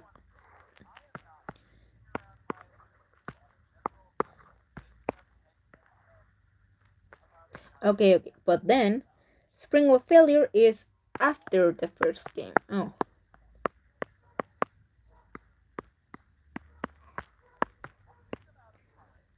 Michael goes to the sister location thinking what is going on in there. Yeah, because it's about time someone wonders what's going on, why everything's so weird.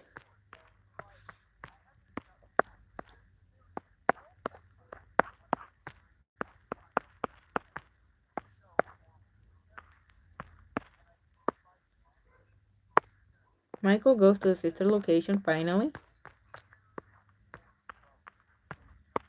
Maybe someone will call the authorities, maybe.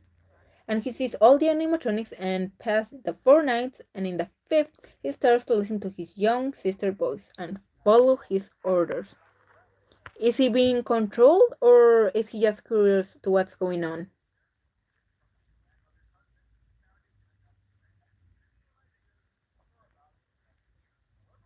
Oh, her.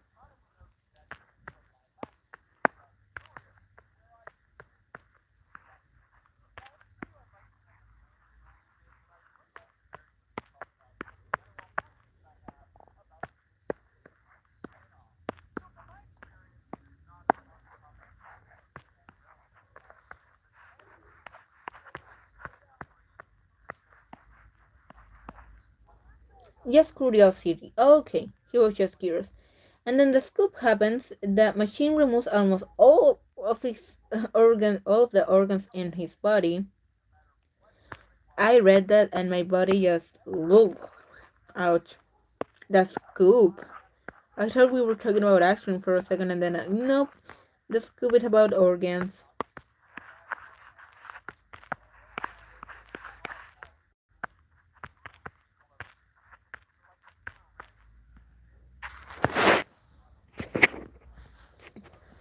Oops, I moved a bit. Sorry for the noise. And then all the animatronics go and enter Michael's body. What kind of and these are and the FNAF games are kid horror games. Damn. Maybe it's just me. I don't know if any of you two watch Courage the Cowardly Dog, but the moment we stopped having horror cartoon for kids, it's like when horror games for kids really took off to kind of filling the market. Ennard, an amalgamation of the Funtime animatronics, and they live like Venom. They are not like Venom. But the time passes and Michael's body is becoming purple and smells bad. Oof, that's not good. You're joking, Lo. For a moment, I did believe it though.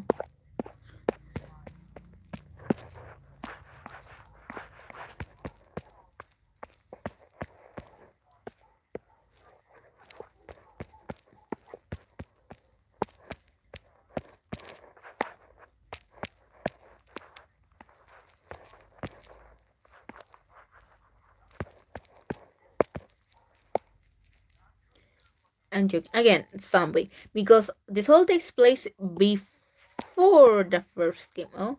And then Ennard leaves the body of Michael. Oh, so he takes the body and then leaves it?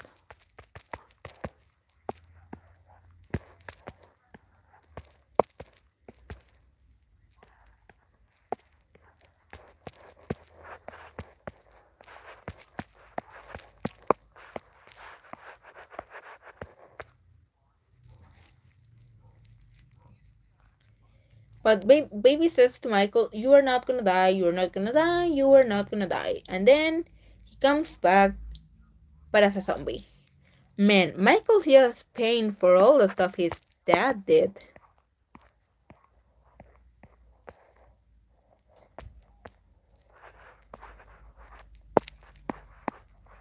Oh, that's what you've been saying?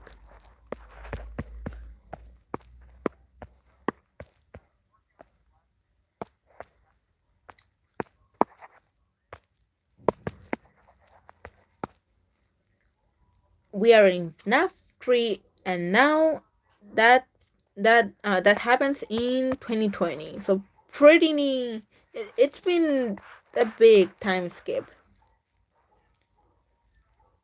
We should have been in FNAF 3 after FNAF 1.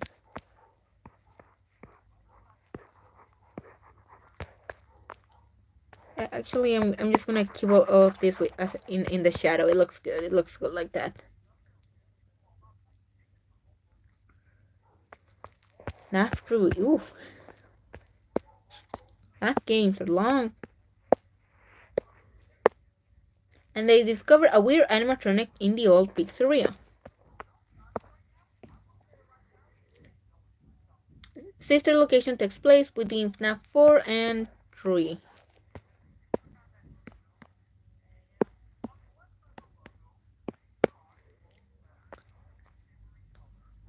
That is Springtrap.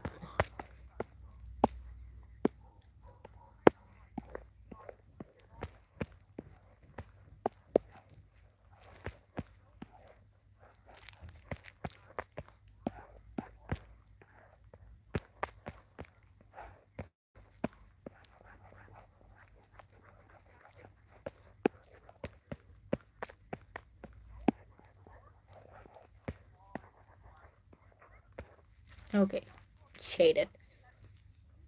And then the fake Springtrap puts in a horror attraction called the Fazbear Fright.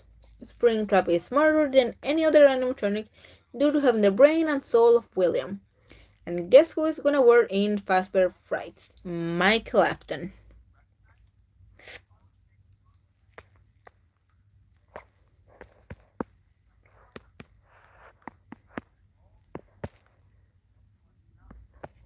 Correct.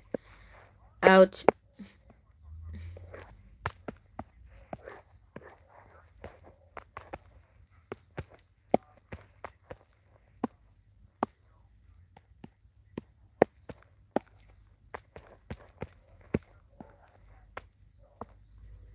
And then Michael puts the place in on fire. I mean, I would do that.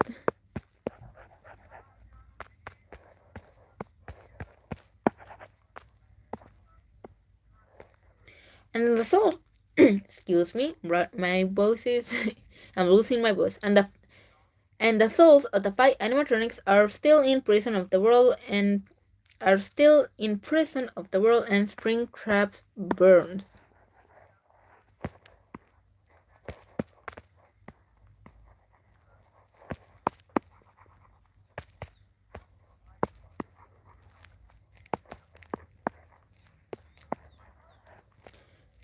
Michael attempts to burn Fazbear Fright in order to finally kill Will.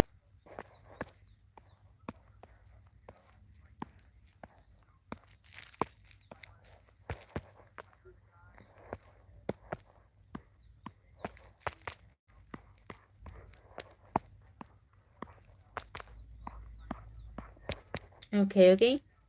This William manages to escape. Oh, the sleazy man gets away with it again.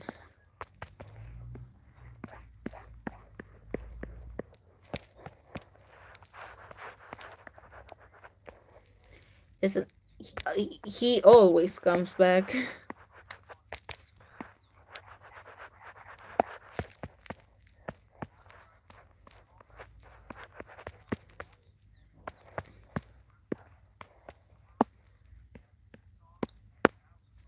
And then Michael, being pissed about this, goes to Henry and says, "Hey, let's make a bait pizzeria to kill my dad."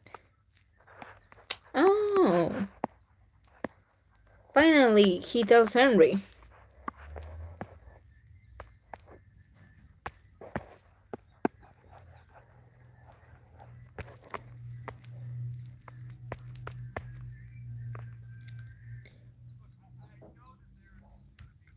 Also, him, you killed her. No, that's not what happens. Okay, what happened then? I'm all in.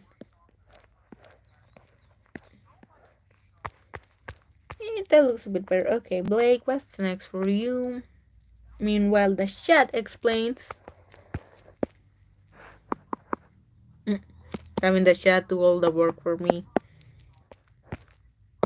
But I'm reading, I'm listening. Let's see what really happened.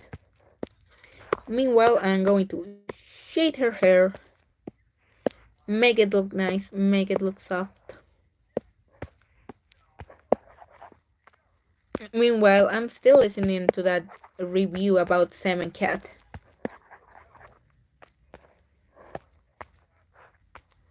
Yeah, for any new viewers, this is the drawing. It's turned out pretty good. Currently shading it. I don't want to go overboard with the shading, but I feel like I have to go a bit darker with her hair.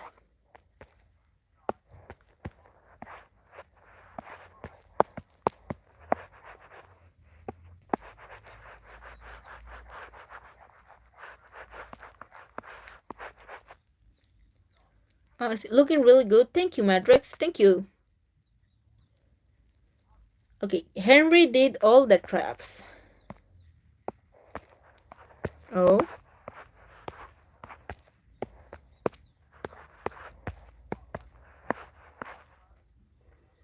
Okay, let's read. There's a lot of going on in the chat.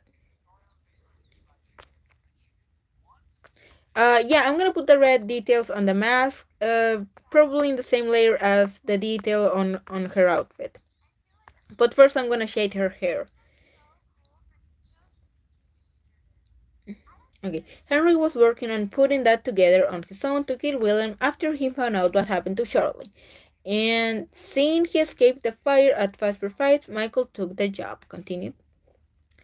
Michael took the job so he could try to kill his father again. The two didn't plan anything together. Oh, okay. They were each working on their own revenge, but they didn't talk to each other. So maybe that's why William still was able to get away with it.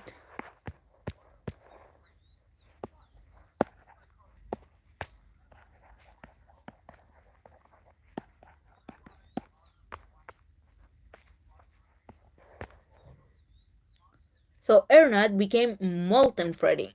And to you, my unwitting volunteer, there was a way out of your plan, but I have a feeling that's not what you want. Puppet became Lefty.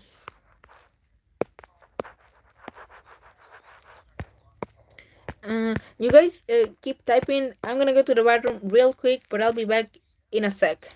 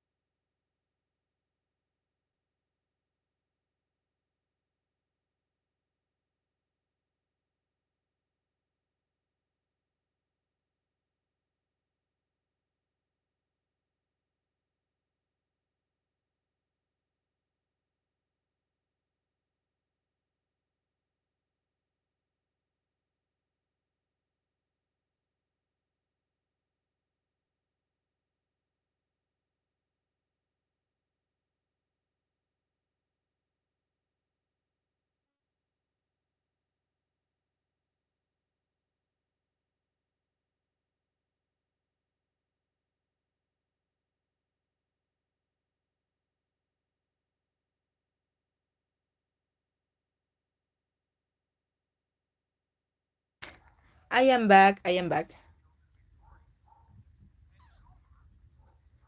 I am back. Gonna keep shading this. Okay.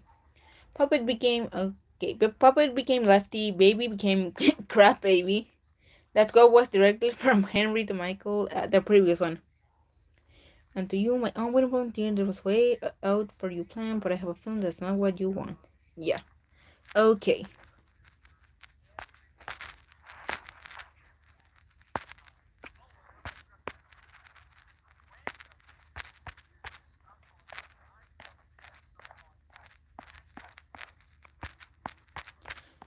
Man, FNAF lore. And the game just keep coming out. I mean, I don't know if the new ones are in the same timeline or maybe they're completely separate from it, but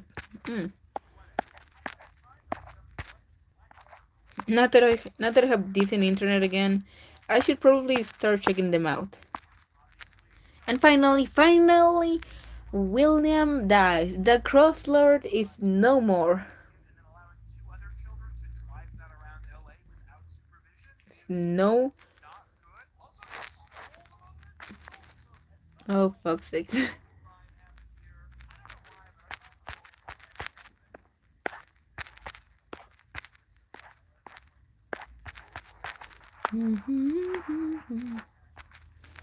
uh, Fine, you forgot help wanted. Oh, another game?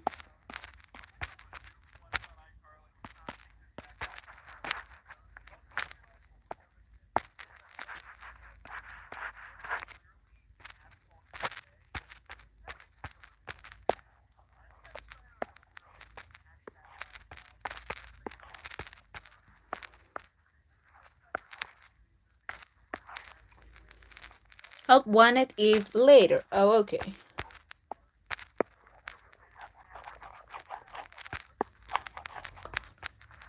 No, no.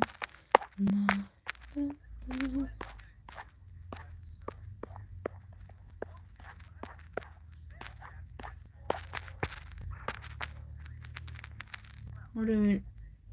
Help wanted is later, and is what Henry said to William. Okay, hold on. I believe there is a piece and perhaps more waiting. Okay, Henry says this to William. I believe there is peace and perhaps more waiting for you after the smoke clears, although for one of you the darkest pit of hell has opened to swallow you whole, so don't keep the devil waiting, old friend. Okay, man, Henry's savage. Although, to be fair, Williams completely deserves it.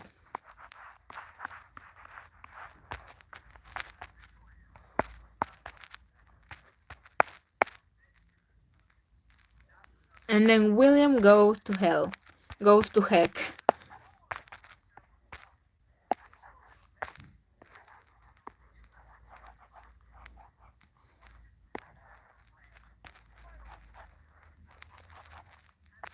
And hell is the custom night. The custom night. That is conquering with help wanted. Oh.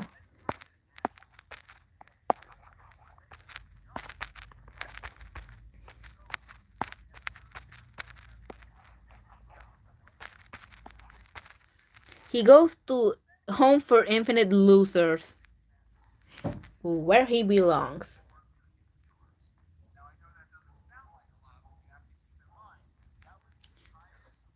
But if you think that is the end of William, oh, actually, I don't think that really was the end of him. He.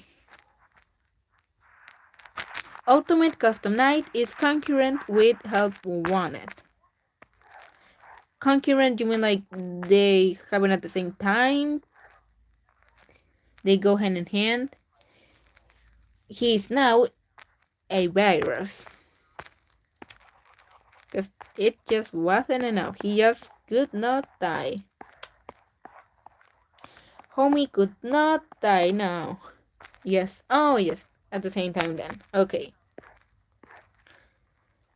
Ultimate Custom 9 happens at the same time as Help Wanted. FNAF Help Wanted in the lore is a VR game. Oh, I wonder how clunky it is. I'll be back. Okay, the Blackwood Pine Tree, take your time.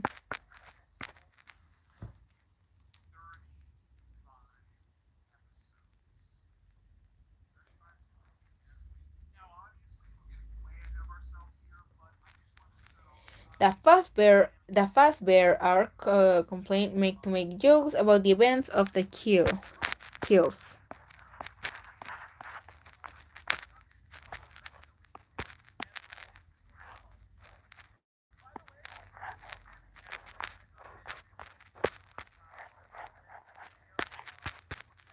But you games testers, a company, the first one,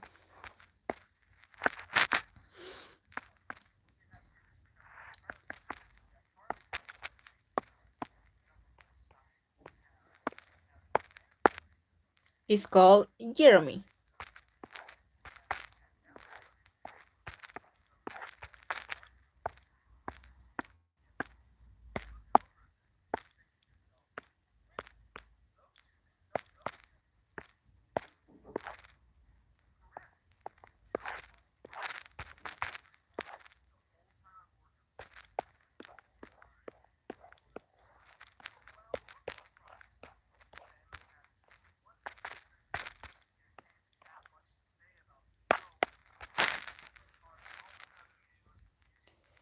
Okay, but two game testers company. The first one is called Jeremy, and he tested the game first, and they talk about and are using the old HD drives for older animatronics, and one of these animatronics is string crabs.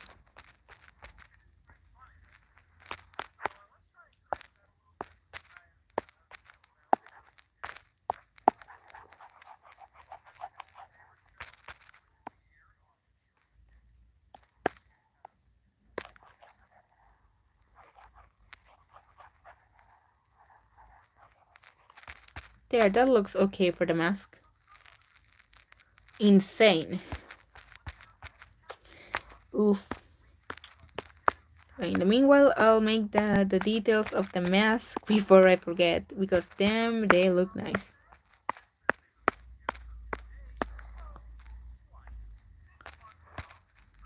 Insane. Have a mind like William Afton. So, not exactly good news to have someone like William.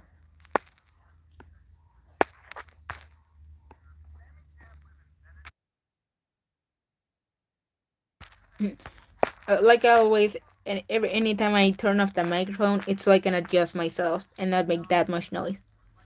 So Jeremy, after being infected, he got his face and then he died. Jeremy got infected.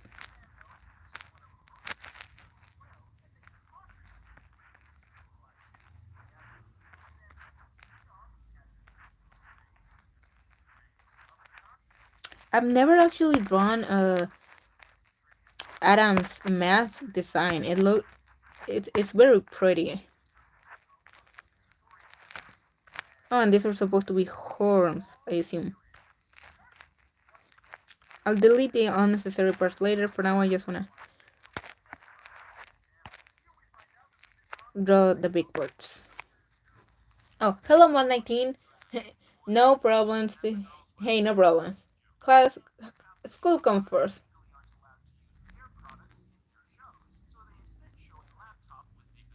School comes first. Uh, where I'm drawing Blake. I don't know if you've seen it. And the chat is discussing Snappler because I've never played any of the games. We're already past the third game. Okay, and the other game tester that I'm gonna call Cassette Girl tests the game and she sees a glitch trap. Oh, how nice that she sees a glitch. Oh, that she sees a glitch and wants to fix it. So unlike the Sims 4 game testers. Oh, Sims 4, what happened to you? So to protect people for playing the game and being infected, she buys the virus in cassettes. Oh, to I guess weaken it or contain it more easily.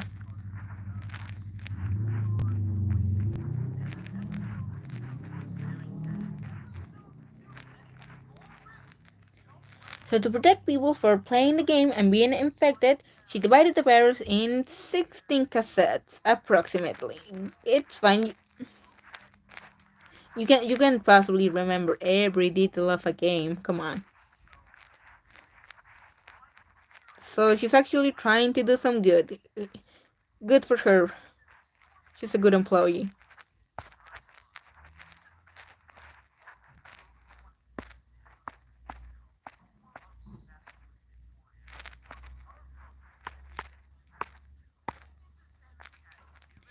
R16, but guess again. Oh, is William coming back? William, everyone's favorite character.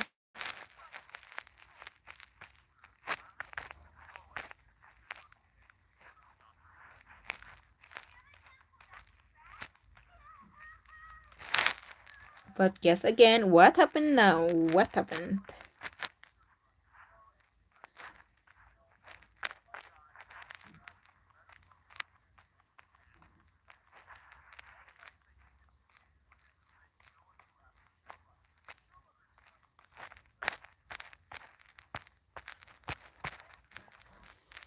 Oh boy.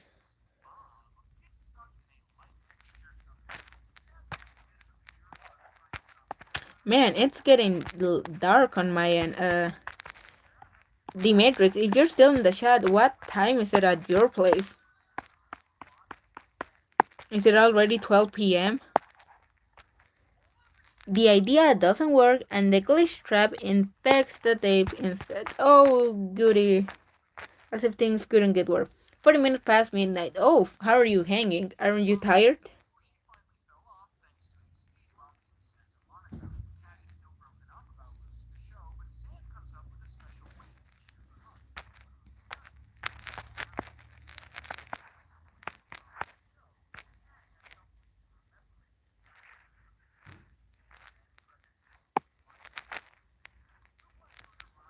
If you put the 16 tapes together, Ghost Shop takes over your body.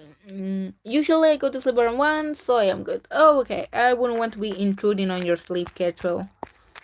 My streams will always be up afterwards, so if you really want to check them out, they will be there. They will be there.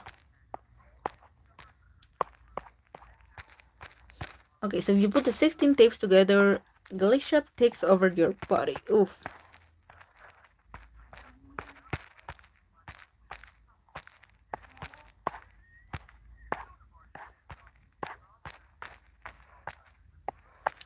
Damn it. It just never ends.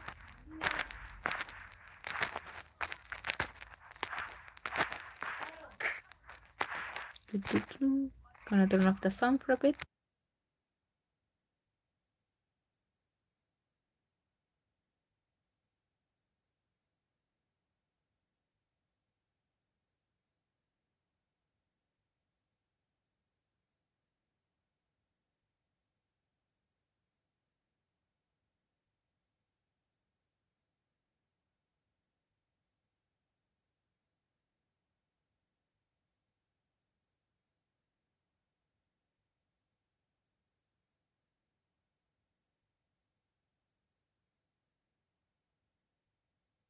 Okay, I'm back. I had to close the curtains. I'm back now.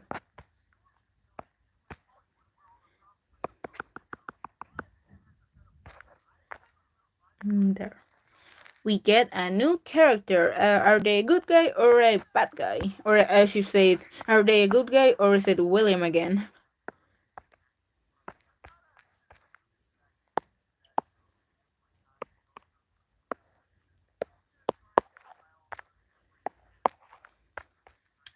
Damn it, William, why you gotta ruin everything? Bad character. They're mean.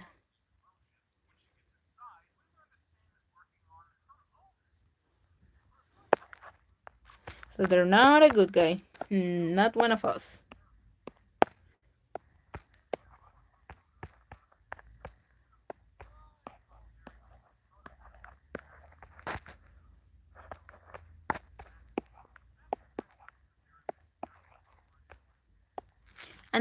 And their name is Vanessa or Benny. Vanessa has two personalities. Okay.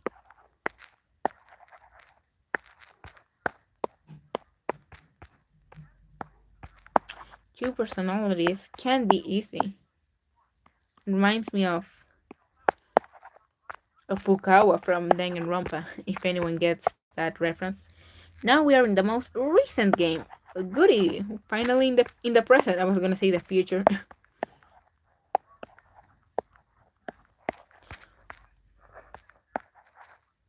Finally, present times.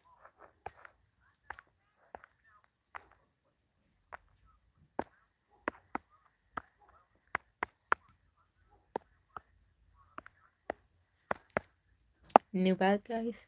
In the most recent game, there's a new bad guy. And if I recall correctly, the new game you play a kid that's living in the pizzeria, I think, or that got stuck in the pizzeria.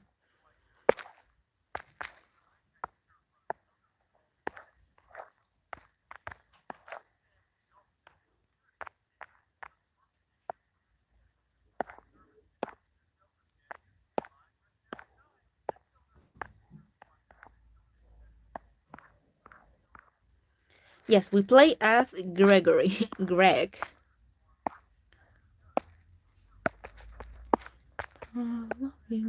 Gregory is a nobody. He's just a kid, I think. Just some kid.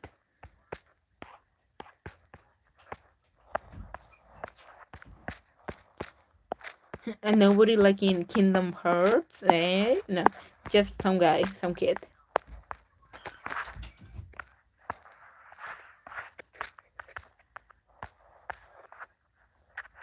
Gregory's a good old nobody.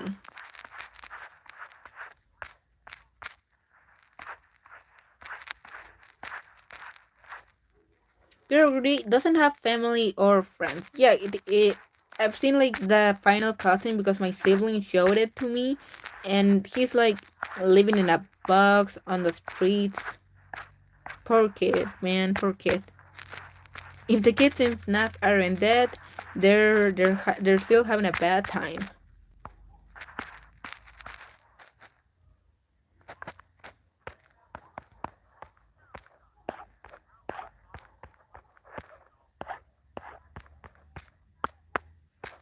There we go. Plaques look nice. Right. I'm gonna make a version for I was gonna call it the naked version, the underwear version. Though everything change. Rwby doesn't have friends or family. Ouch.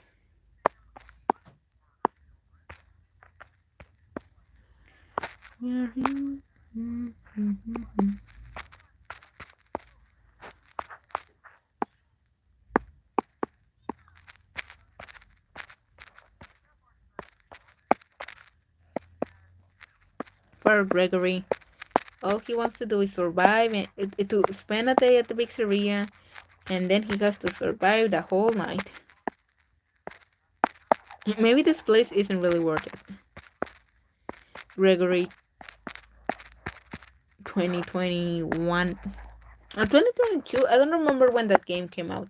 When did the newest game come out? 2021 or 2022?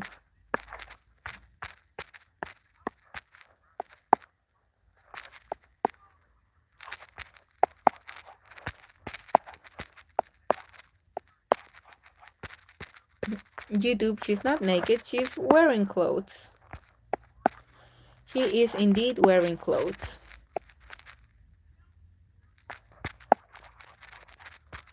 Maybe I should have started with this version, then I could get more more views. Clickbait, maybe? Clickbait? Nah.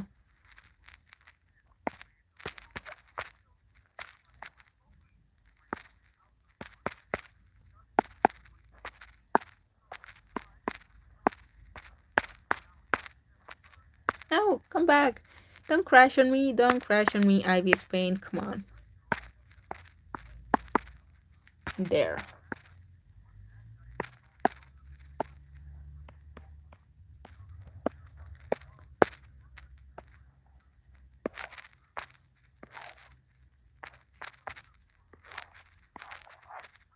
Also, the timeline of Security Breach is at the end of 2020. Yeah, pretty recent. Pretty sad that a kid in 2020 is living like that.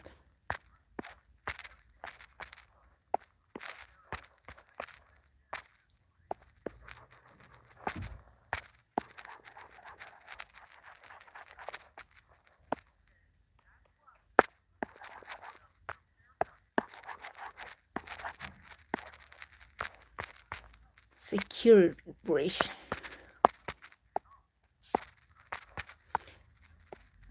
I've heard some people say that the game felt rushed. Like, did they rush it because of COVID?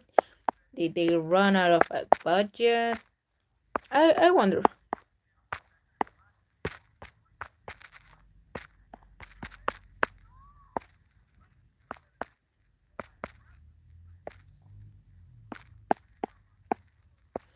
And we're at the present of the snap timeline. We did it. We did it, SpongeBob. We saved the city.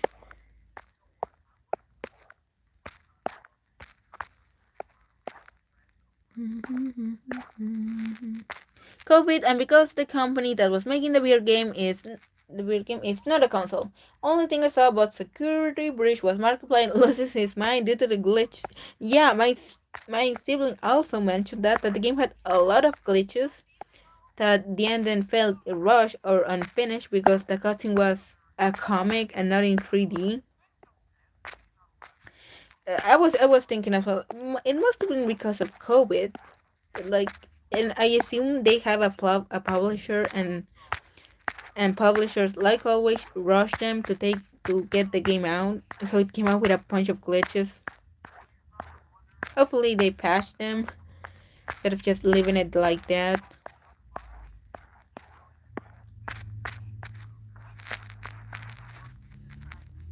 Markiplier listens to mine, yeah. I'm gonna have to check a gameplay of that sometime later to see if the glitches really are that prevalent.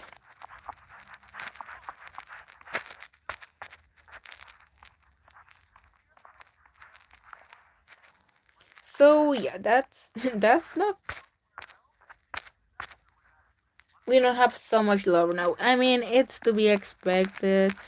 Hopefully, another COVID doesn't happen.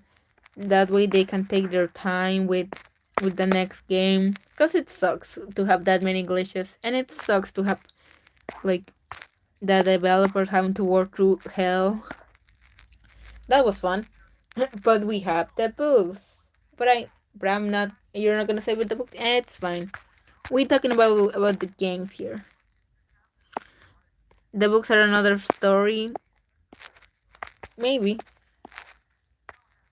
I mean, it is pretty common for manga, for the manga version of certain anime to have like a different version of the story. I wouldn't be surprised if it's the same with the FNAF games.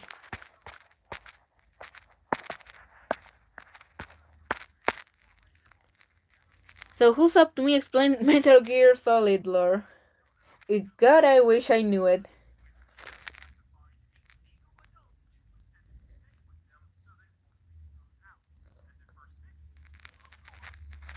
Mm.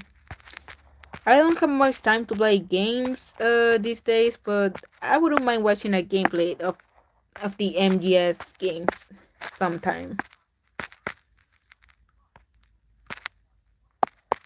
I haven't been watching gameplays at the moment. I've been listening to the first Dune audiobook. Pretty good. I like how everyone's so Machiavellic in the books because I haven't seen the movie. I'll see it eventually.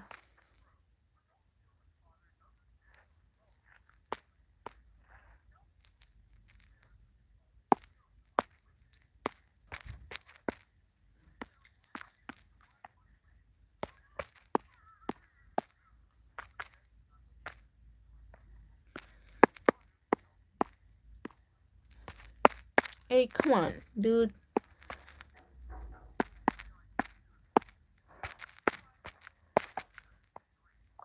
There.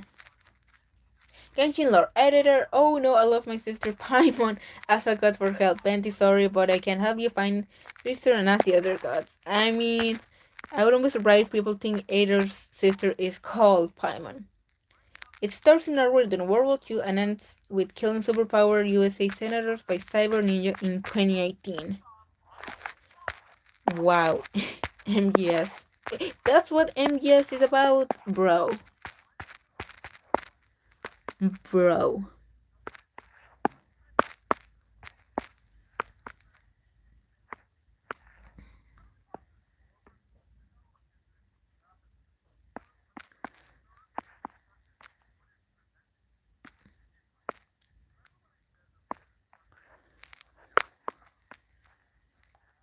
Okay, time to shade her jacket, and I think we're done for today. I don't think I'm gonna post this right away. Maybe on my Instagram, since I tend to post things there soon. And then go to this loop. Yep.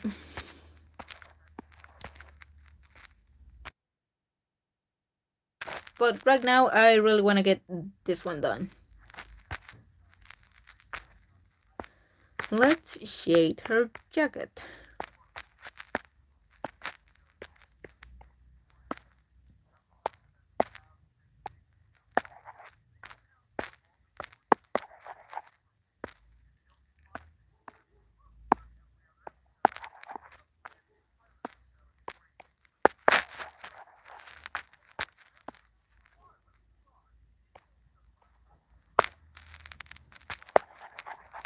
Oh, FNAF.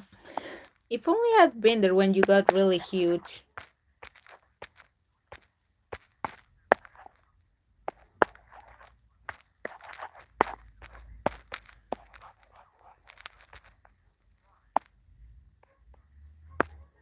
But not gonna lie, it's cool to know what is a Genshin Impact manga. I mean, it's cool to know that there's a Genshin Impact manga. I mean, there's like a manga, And then there's a comic that I think it's on Webtoon. And I know that Webtoon isn't finished yet. Like, the artist hasn't been able to continue it for some reason. And it's in, and I get why they take a while. Because it's in color and everything. It's really pretty. But I think Genshin Impact could really benefit by having an actual manga adaptation, like the Kingdom Hearts game, and the manga actually fills in a lot of the plot points or things that are easily missed in the game. They really should make that sometime.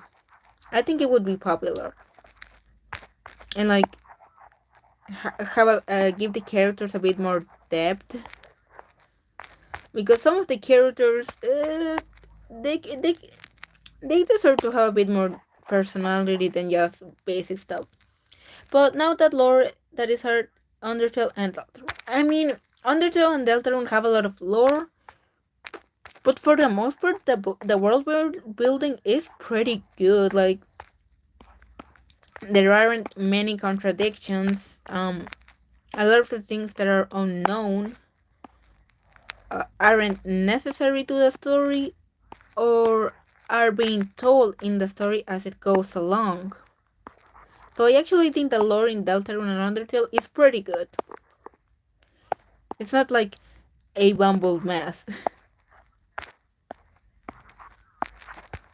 I think it's good. I think Toby Fox does a great job with the lore. I am talking like, what is the right route? Oh, I actually in Shafrila's review of Undertale, he makes a good point that every route is important. Normal, general, faster, snow grid, or normal. I think they're all important.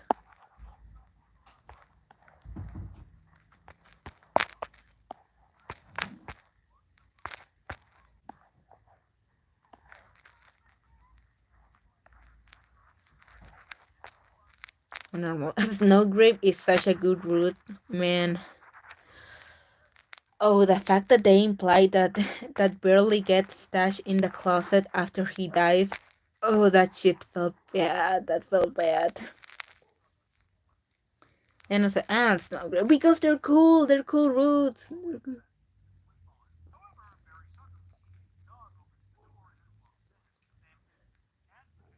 Cool.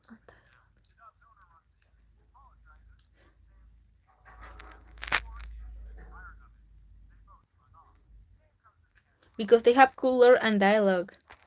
Man, the Snowgrave route was discovered so fast and in such a not a strange way, but I remember when Deltarune Act 2 came out, there was a streamer that I really like to watch called Ryan Phantom. He's a small channel. And he and one of his friends started streaming the Snowgrave route because they noticed something about it was off.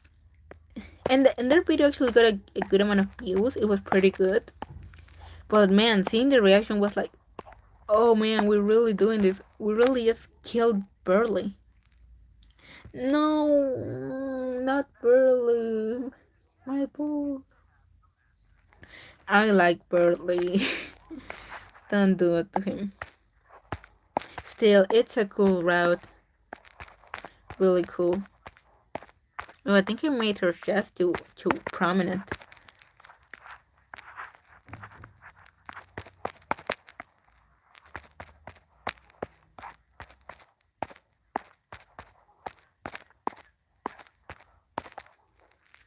Frozen chicken wings. No.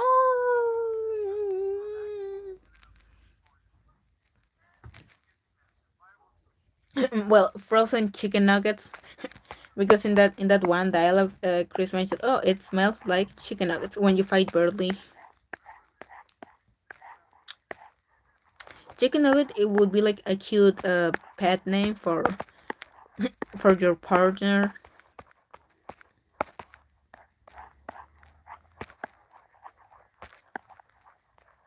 Hey, do you like Undertale AU? I don't follow any of them, just because I'm not one for reading fan comics and stuff. I like making them, but not really following any of them. I like the more basic ones because I'm basic. I mostly enjoy them for the aesthetics. Which I know is a lame answer, but I'm lame.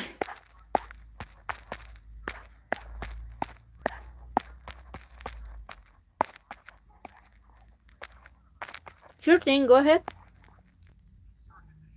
I probably don't know any of them though.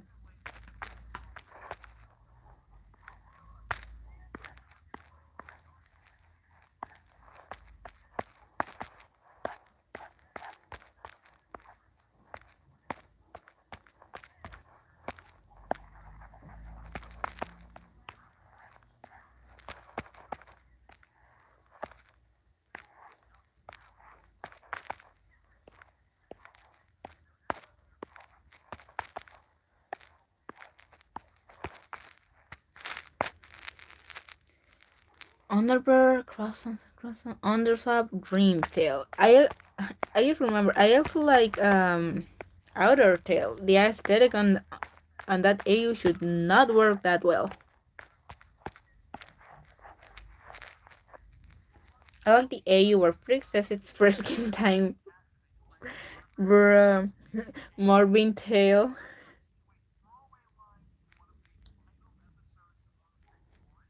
Morbin tail.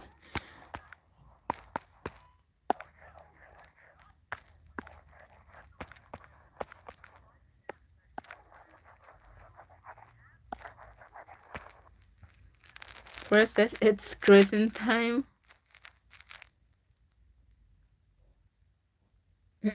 Chris says it's cruising time and takes out the knife and kills everyone. Well, he doesn't kill anyone. They just slash the tires of Toriel's car. Just so Chris could have a date with Susie. Canon. Canon indeed.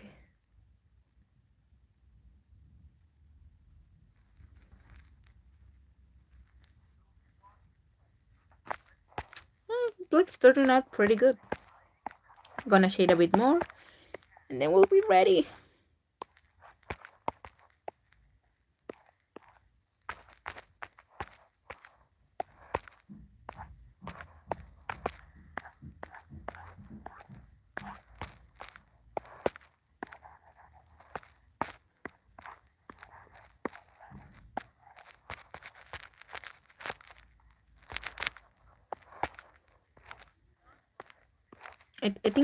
I think the shading makes her boobs look way too big. It can look kind of strange, so I might have to erase it a bit. Maybe if I had make her look taller, maybe I can edit that later. But as it stands now, her boobs look a bit too huge. Even though Blake is way more top heavy than Wise and Rwby.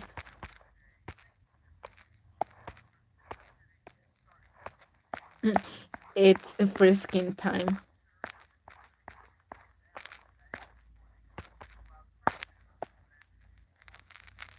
But Blake had big boobas. But by the way, Sir Ark, you to try to censor that, but you have to speak the truth. Yep.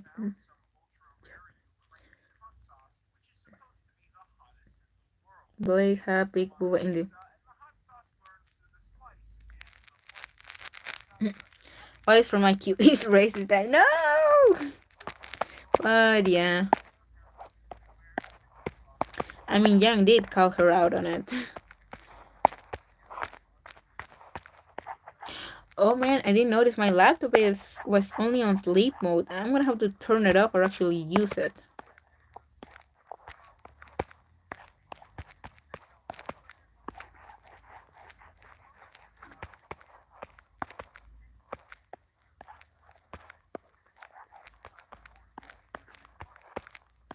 Oh, Ice Kingdom Wise. I genuinely wonder how the rest of the team and Team Universe are gonna feel after all of this. Like, Are they gonna be like, I don't want to hang out with this girl anymore, or are they like, come on, she almost died. I don't want them to just pretend like nothing happened.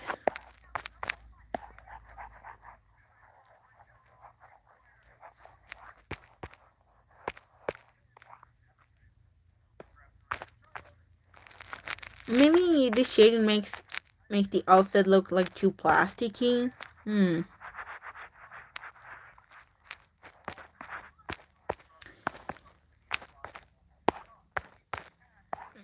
I wonder. Maybe I'll have to lower the opacity of this a bit.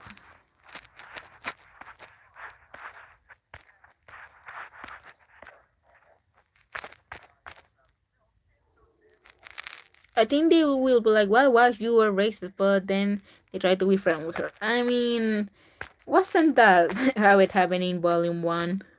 Come on, copy and racist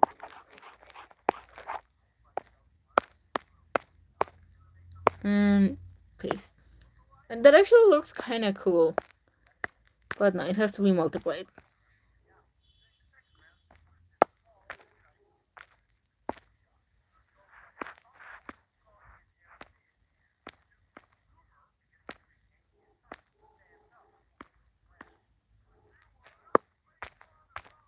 Yeah, that looks nice. But in Volume 1 is better. Yeah, I bet, yeah. Volume 1 is still superior with their characterization.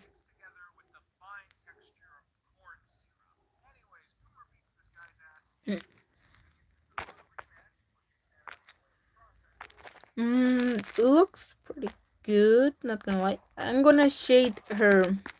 I'm gonna add some lighting to her shoes. And then I think we're done.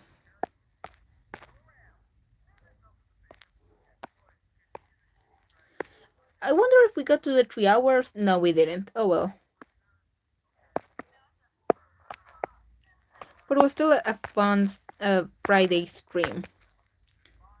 Should I stream? Jojo Barfer is my fab. I don't know, Jojo. I'm sorry. I'm sorry. I don't know which one that is. Uh, Matrix, are you watching part 6, the newest one, Stone Ocean? Because everyone's talking about it.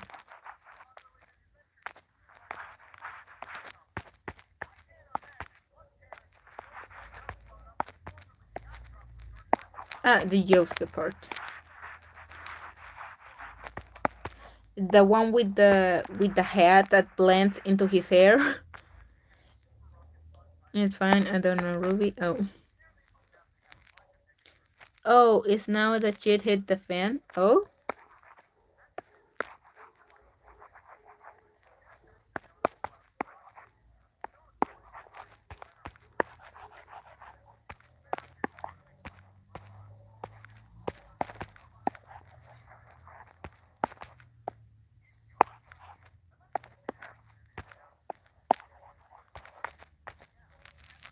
Volume 6 is dark. Yeah, Volume 6 is very dark. No, I haven't. It came out as I was really busy with college and then I forgot about it. Fair enough. I've been there. That happened to me with One Punch Man Season 2. Especially because I'd kind of lost the hype by then. Apparently it's getting a Season 3, so that's cool. I don't know which studio is gonna animate it though.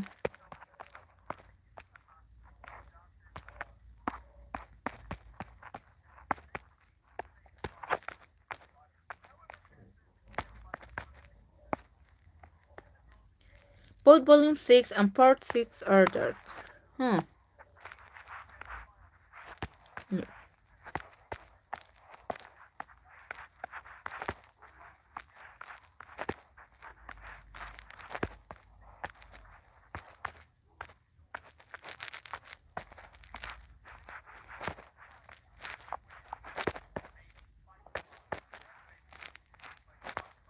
Yeah.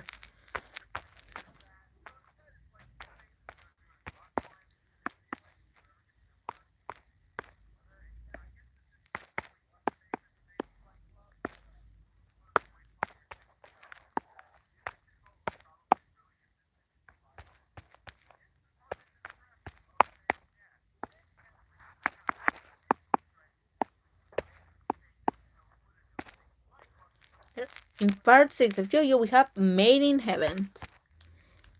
Part 6 is Made in Heaven, though. Oh, I don't know JoJo. I am completely lost. I feel like everyone is that watches anime loves JoJo except me. My friends know about it. Streamers I like know about it, and I'm like, I don't like it.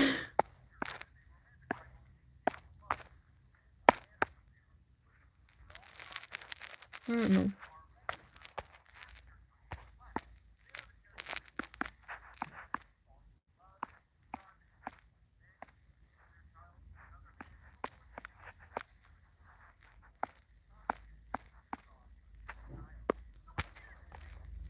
Okay, what else do I have to shade? What else do I have to add? Oh, I'm going to. I'm gonna try to make the colors a bit lighter here.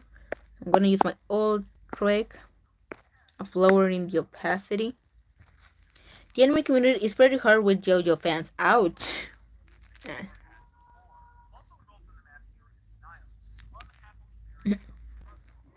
They're a JoJo fan. Kill them. Get them.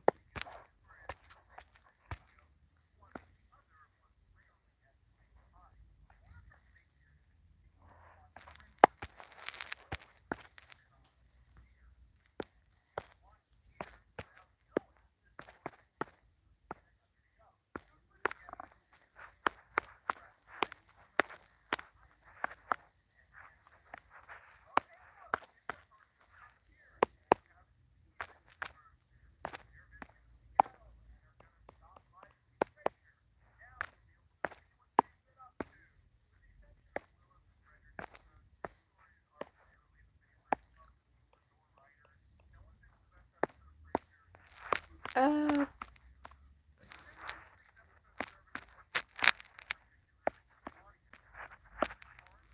okay. But main Heaven is a stand that has the power to accelerate time, that can reset and create a new universe. Okay, I don't know if I mentioned this the last stream, but I actually checked the JoJo. I actually checked the JoJo Part 6 ending of the manga. So I kind of saw what went on. And yeah, that stand was pretty powerful to be able to rewrite everything.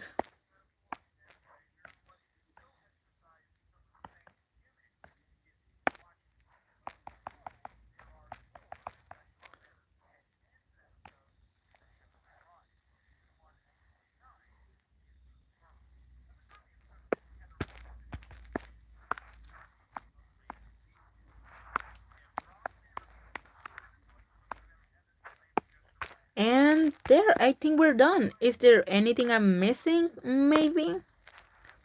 Like, I could add some white lines to separate the dark colors, but other than that, I don't want to make this stream longer than it needs to be. What do you guys think? And thanks to it, we have part 7, which is the best one objectively. Hey, that's cool. That's great to hear. I hope Ruby never gets to a powerhouse like Jojo. Yep. Weapon. Um, I was mostly just going to draw her design, but I have another drawing plan where she has her weapon.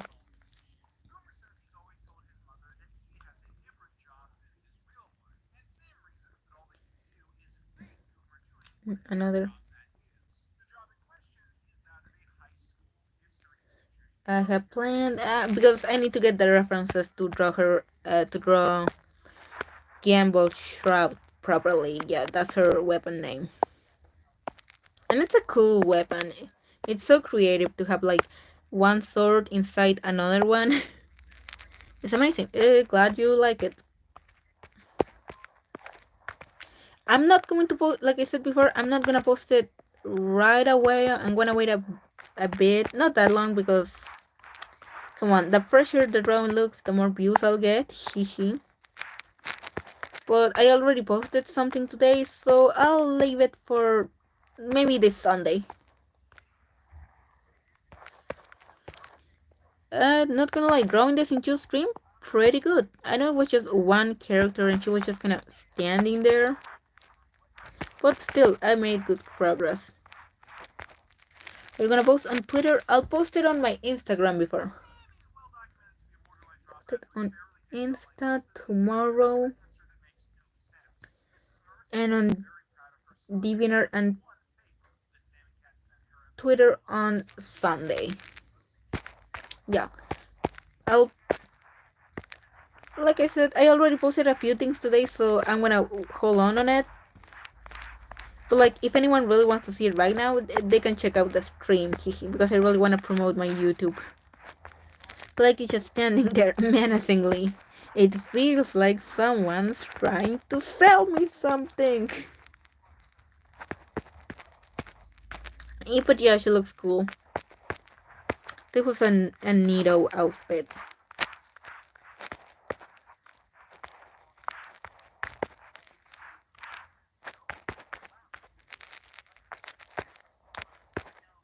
Well, thanks for coming to the stream. This was super fun.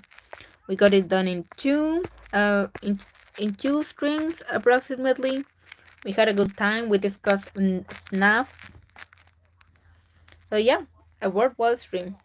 I told you she'd know it. That would fit Ruby, Roman, and Neo so well.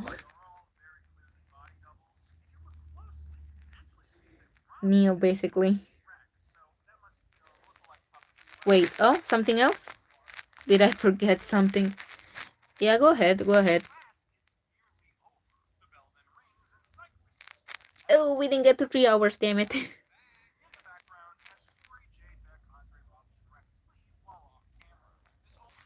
Yay.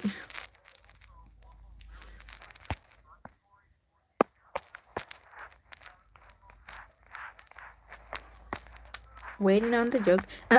Shameless promo time. If you're watching, be sure to smash that like button. Because it does help.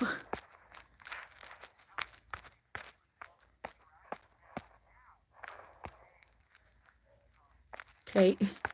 Thank you. Well, I'm gonna add some shinies here to her shoes. I'm gonna shade a bit more until we hear that joke, Sureras.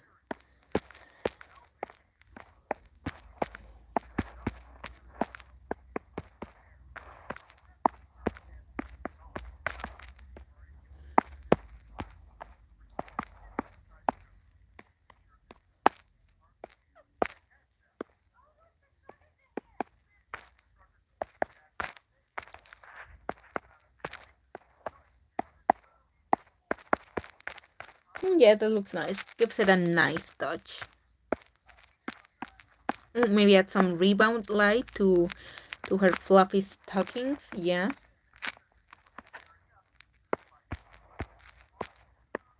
Wait, sir, is the joke that you're not gonna tell a joke and I'm just gonna have to keep screaming? No, I have to go eat dinner. What's brown and sticky as stick, bro?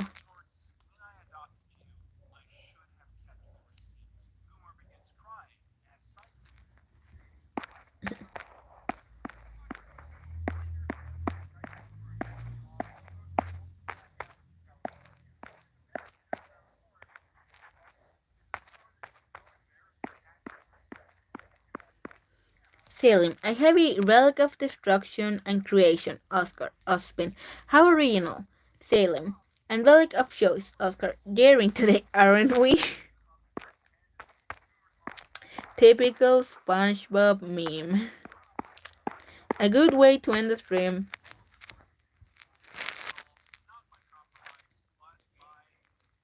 Can't go wrong with a SpongeBob meme.